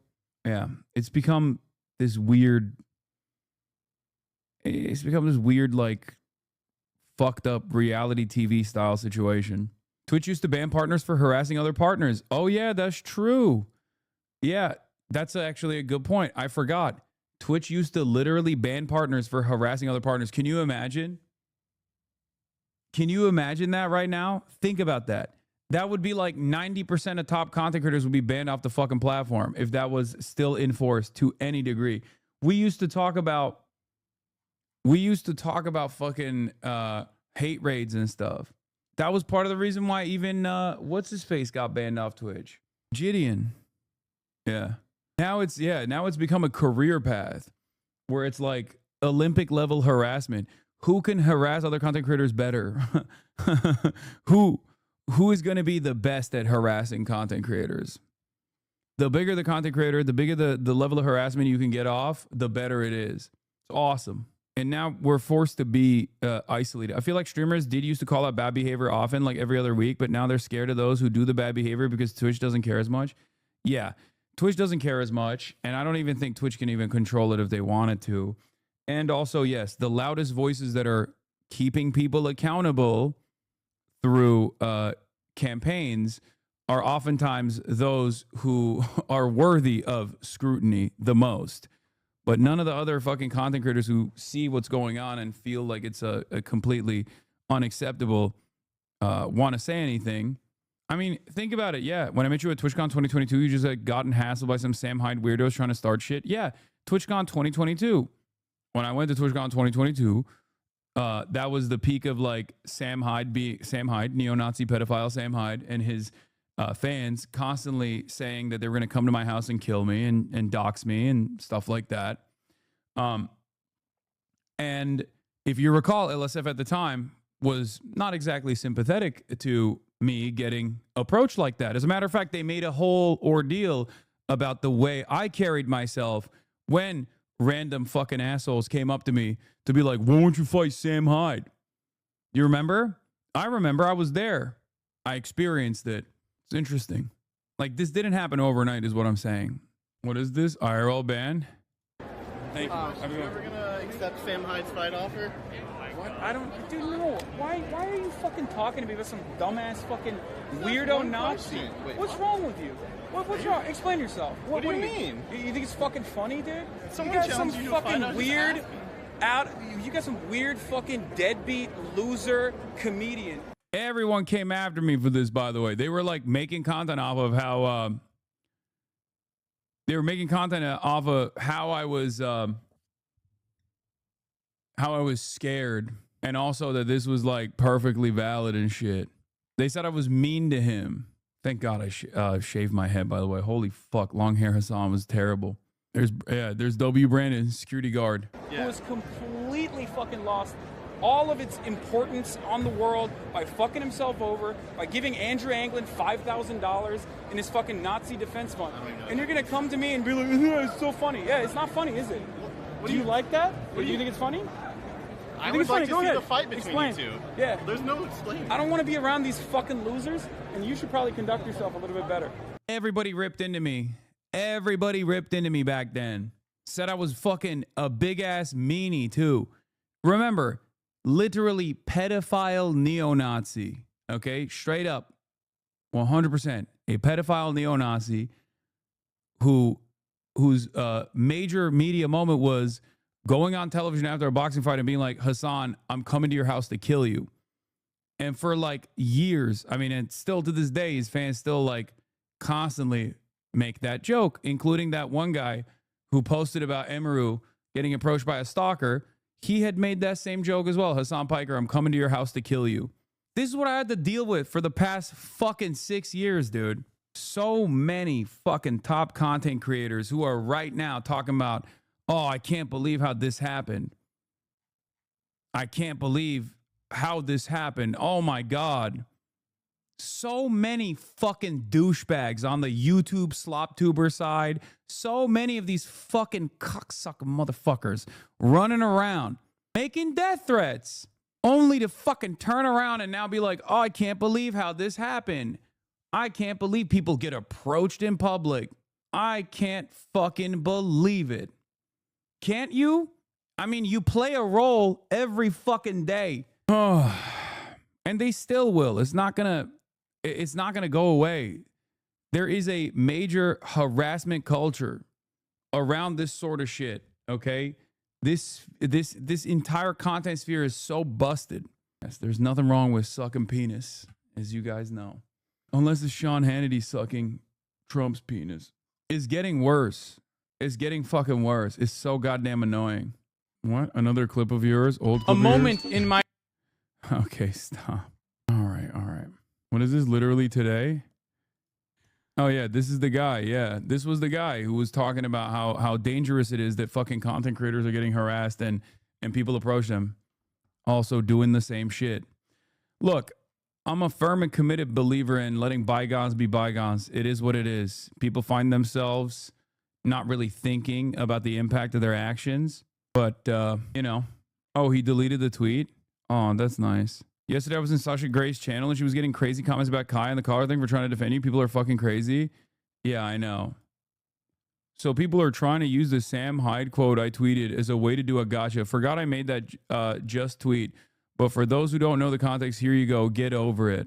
I like that he said, hey guys, that thing, that wasn't like a direct death threat. It was actually a prominent neo-Nazi pedophile issuing the death threat. That's awesome, man. Thank you. That makes it so much better. Thank you for the accountability. I don't even give a fuck about this guy. I don't even know who the fuck this guy is. You guys showed me that he was like, you know, doing the very same thing that he is like now criticizing. And it's the same principle behind everyone who was like talking about Charlie Kirk in the aftermath of his death. Oh, what is this? Lie. You don't have to do the dog thing. I agree with you. You know what? I agree with you. You don't have to play the game. Well, no, you do have to play the game. You can have fun and have principles at the same time, Dan. He's an irrelevant guy, but he's the perfect example of a systemic issue. I know. I mean, these are also irrelevant guys. I don't really fucking care. Listen, my point is there are entire content creator communities designed around constant fucking sequence of harassment to other content creators, okay? Literally, it's happening and people consume this content. This is what they want. The goal is to do constant harassment, both cyber stalking and also in real life stalking as well. This is how it goes. This is how it works. This didn't happen overnight and it's not going to fucking go away unless everybody knows who plays a major role in this. Unless they stop doing it. This is the same shit the White House does. Just keep bombarding everyone with the information you want them to have. And then anyone defending themselves as a liar when speaking out against it. Bro, the weirdo showed up in the Steelers game chat. What are you talking about? Deport Hassan. And you tell your community not to do that shit. The rest of them don't. I know.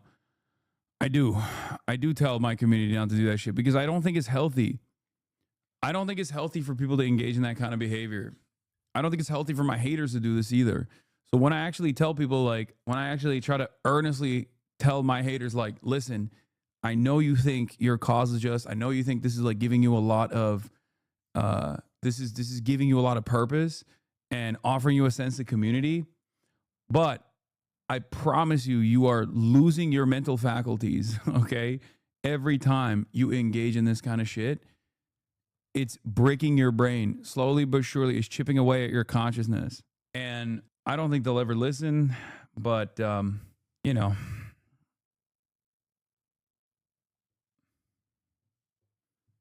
But this level of obsession is not good. It's not healthy for you. Anyway, speaking of real world news, Hamas. The United States have informed the guarantor nations of the Gaza peace agreement of credible reports indicating an imminent ceasefire violation by Hamas against the people of Gaza. This planned attack against Palestinian civilians will constitute a direct and grave violation of the ceasefire agreement and undermine the significant progress achieved through mediation efforts. The guarantors demand Hamas uphold its obligations under ceasefire terms. Should Hamas proceed with this attack? What? Oh my God, even fucking Joe Trusman is saying, I'm not aware of a... Brother, what the hell? Even the FDD, Foundation for Defending Democracy, this is like Benjamin Netanyahu's very own personal think tank, okay? If Joe Trusman is saying, I'm not aware of this, then did they just make this up on their own? They didn't even get like intel from Israel. They just decided to go along with this idea that Hamas any day now is going to do a attack directly on the Palestinian population. They're just freestyling. Also, that doesn't make any sense, but whatever.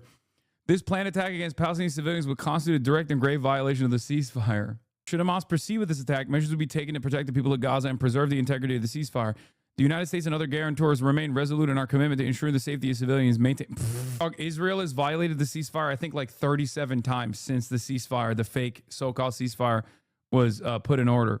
Like, what do you mean? Israel just this morning blew up a family with our bombs, by the way. Like, Israel's not even, you know, they're doing it with our bombs, with our weapons, with our go-ahead. Absolutely ridiculous. Yeah, they're not even opening the Rafah border. They've limited aid. Completely ridiculous, completely absurd. Anyway, but I guess that's the new meta. They're going to just like claim that Hamas is going to kill civilians. So I guess we have to go back in and continue the genocide. I don't know. Seamus, as a response to this, says, bewildering statement here. Either Hamas is planning on attacking IDF organized militias whose executions were the source of accusations of killing civilians on the right-wing press, or Israel is planning on breaking the ceasefire in a major way and the U.S. is getting out ahead. Also, the gall to say that Hamas will be committing a ceasefire violation against the people of Gaza when nearly 40 civilians have been killed by Israel already during this ceasefire. This may be related to the ending of the Gaza Interior Ministry's amnesty period for collaborators with Israel to turn them in, which closes on Monday. Afterward, there may be more attacks by security services against Israel-allied clans and militias. Yeah. They're probably trying to get ahead of that. And Israel is floating the idea to the United States of America that, like, Israel's floating the idea to the U.S. that, like, we should use this as an opportunity to restart the genocide. Because remember, I have spent the last couple of days extensively covering the involvement of numerous Palestinian clans that have organized alongside Israel and collaborated with Israel, the genocidaire here, okay, in an effort to get weapons, in an effort to get aerial support, and also to cause chaos at the point of aid distribution and delivery. And of course, Hamas, once the ceasefire was implemented, offered a clemency period that ends on Monday to all of the collaborators that have worked with Israel throughout this genocide, and that every single collaborator must turn themselves in, and as long as they haven't killed anyone, that they will go unharmed.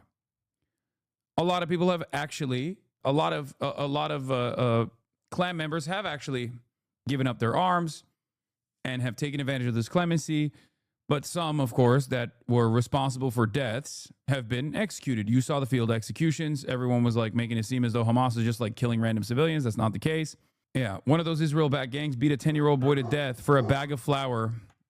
These are the civilians in question. Yeah, the civilians with like Israeli air cover, for the record, like drone coverage from Israel. Those are the civilians that we're talking about.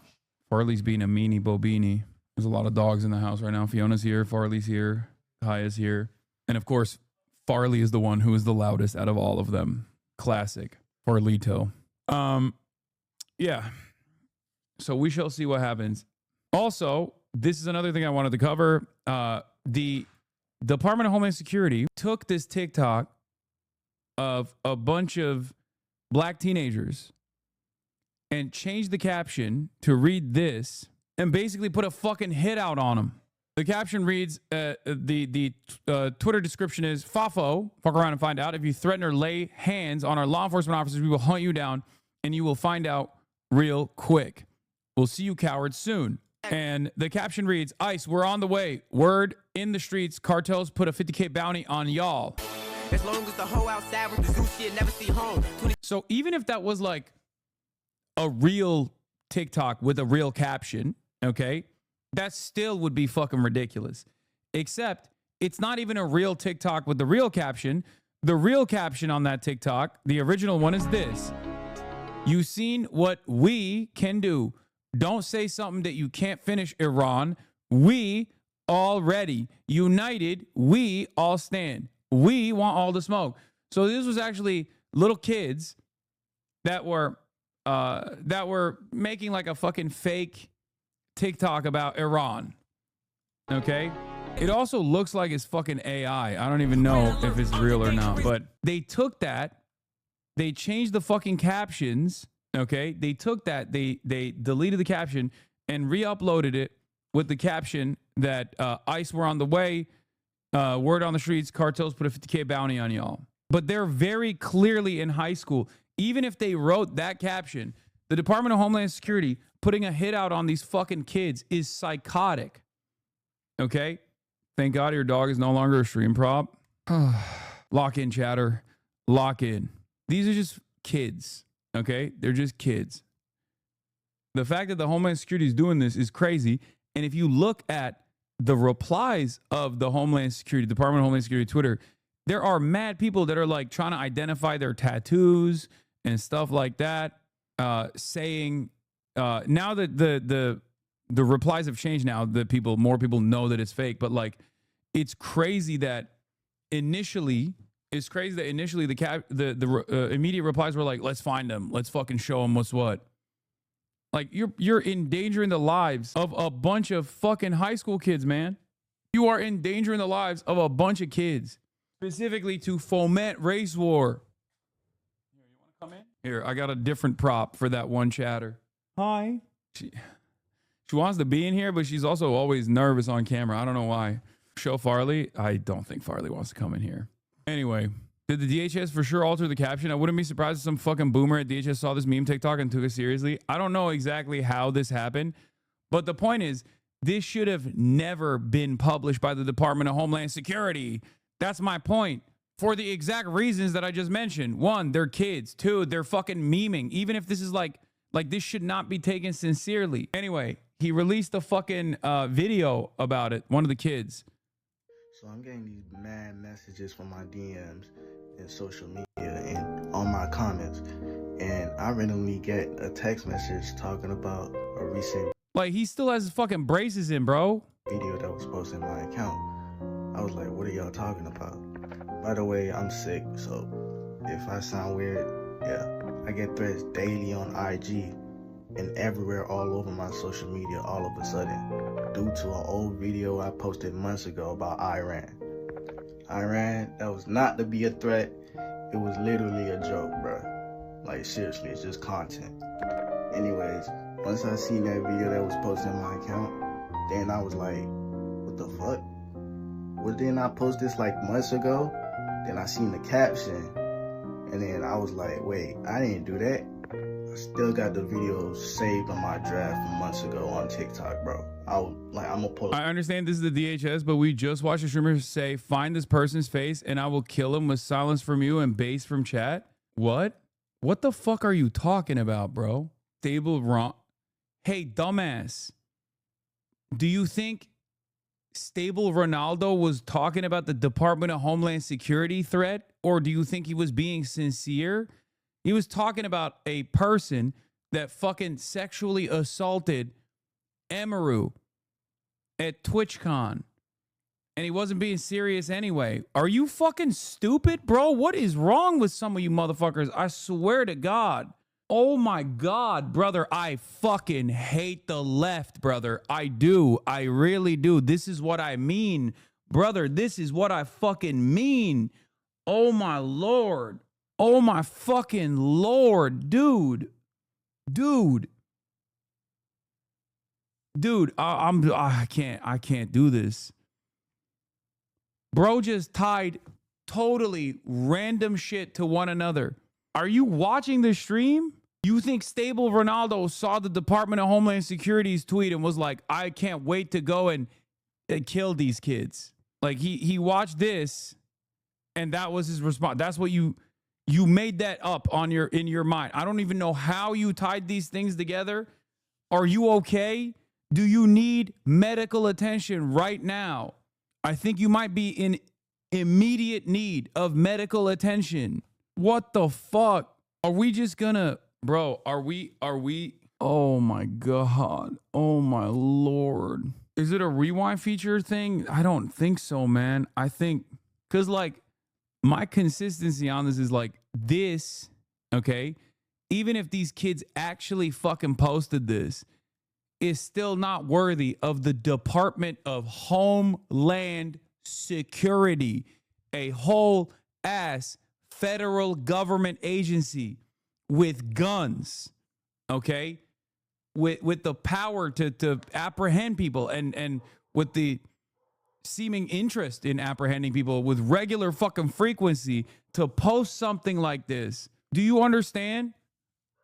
Like, if these guys posted this, okay, that's still dumb as fuck. But there's a difference between a bunch of teenagers being dumb as fuck on TikTok versus the Department of Homeland Security opening up the floodgates of death threats on these fucking people. Bro, really type to understand this is the DHS, but... And none of that has anything to do with stable fucking Ronaldo, brother. You need to become stable in your mind. Like, I didn't even say nothing about fucking stable Ronaldo. What the fuck does stable Ronaldo have to do with this? Oh my God, I can't believe it. I can't believe it, dude. Oh my God. Oh God, I hate being online.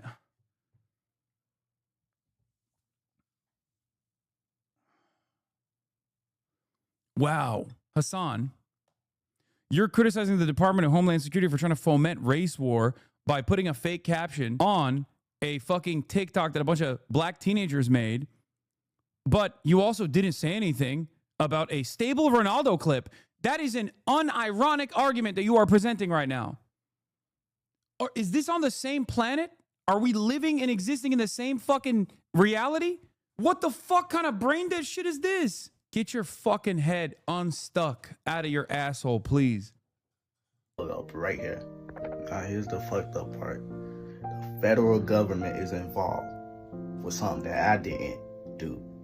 Like what? So this is what they reposted off my TikTok, that video. Yeah, by the way, no community note, I've noticed. Not that it would matter at this point. 12,000 replies, 117,000 fucking likes, 14 million views on this. This kid's getting fucking blasted right now. Got taken down. So here's what they reposted on their page. That video was going crazy as hell on Twitter, bro. Now I'm a threat to the government with something that I didn't do, bro. Now I'm being called a wannabe YN, a wannabe gangster over a video that I didn't caption or I didn't post. So thanks for my followers for letting me know about this, because seriously, this is getting out of hand. Like literally, this is going crazy, viral all over social media right now. Probably might end up being on the news, bro. So my apologies for that contradiction and rumors from happening. I know my First Amendment, but I did not post that video. So to clear that out. I don't even think he understands like how much hatred he is going to be receiving for this. Like, he is in danger. I feel like I'm more worried about him than he is about himself.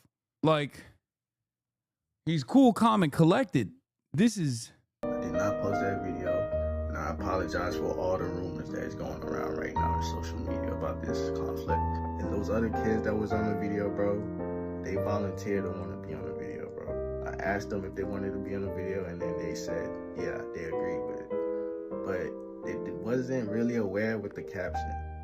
The caption for the Iran video. Yeah, bro, they made like a fucking funny like YN edit about Iran being like, oh, Iran, don't start something if you can't fucking finish it or some shit. And then somebody took that video, slapped on that caption, and the Department of Homeland Security put it out to millions of people to see. This is a person very clearly in high school.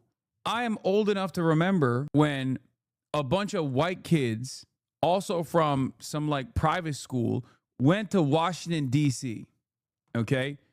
And they were standing in front of the indigenous activists, and they were being like kind of annoying and lame, okay? And then people yelled at the white kids, okay? People yelled at the white kids. They didn't like threaten to kill those children, okay? But they were like, how dare they do that to the old indigenous guy? You guys remember? This is, maybe some of you are too young. This happened in like, I think it happened in like 2017 or something. Okay, it was like if I recall correctly, it was an old indigenous activist at Washington, D.C. Covington, yes, the Covington kids. Okay, and brother, conservative media never let that shit go. They were like, you ruined the lives of these big, beautiful children, these lives of these white children. How fucking dare you? They lost their fucking minds. Okay? They defended them till the end of time. They still talk about it every now and then. They went nutty mo with it. Meanwhile, you got the DHS posting this shit. What the fuck? So what's up? You can't, like, what do you do in this situation? Like, if you're like a black teenager and you post a TikTok where you're memeing about, I don't know, fucking shooting your ops in Iran, at any moment that TikTok could be used to foment race war. At any moment, you could now be the face of race war in this country. There has to be a punishment for this, man. They still have this fucking tweet up. It's from yesterday. It's been a day and a half. What the fuck? Yes, the caption is doctored. Damn, this guy's good.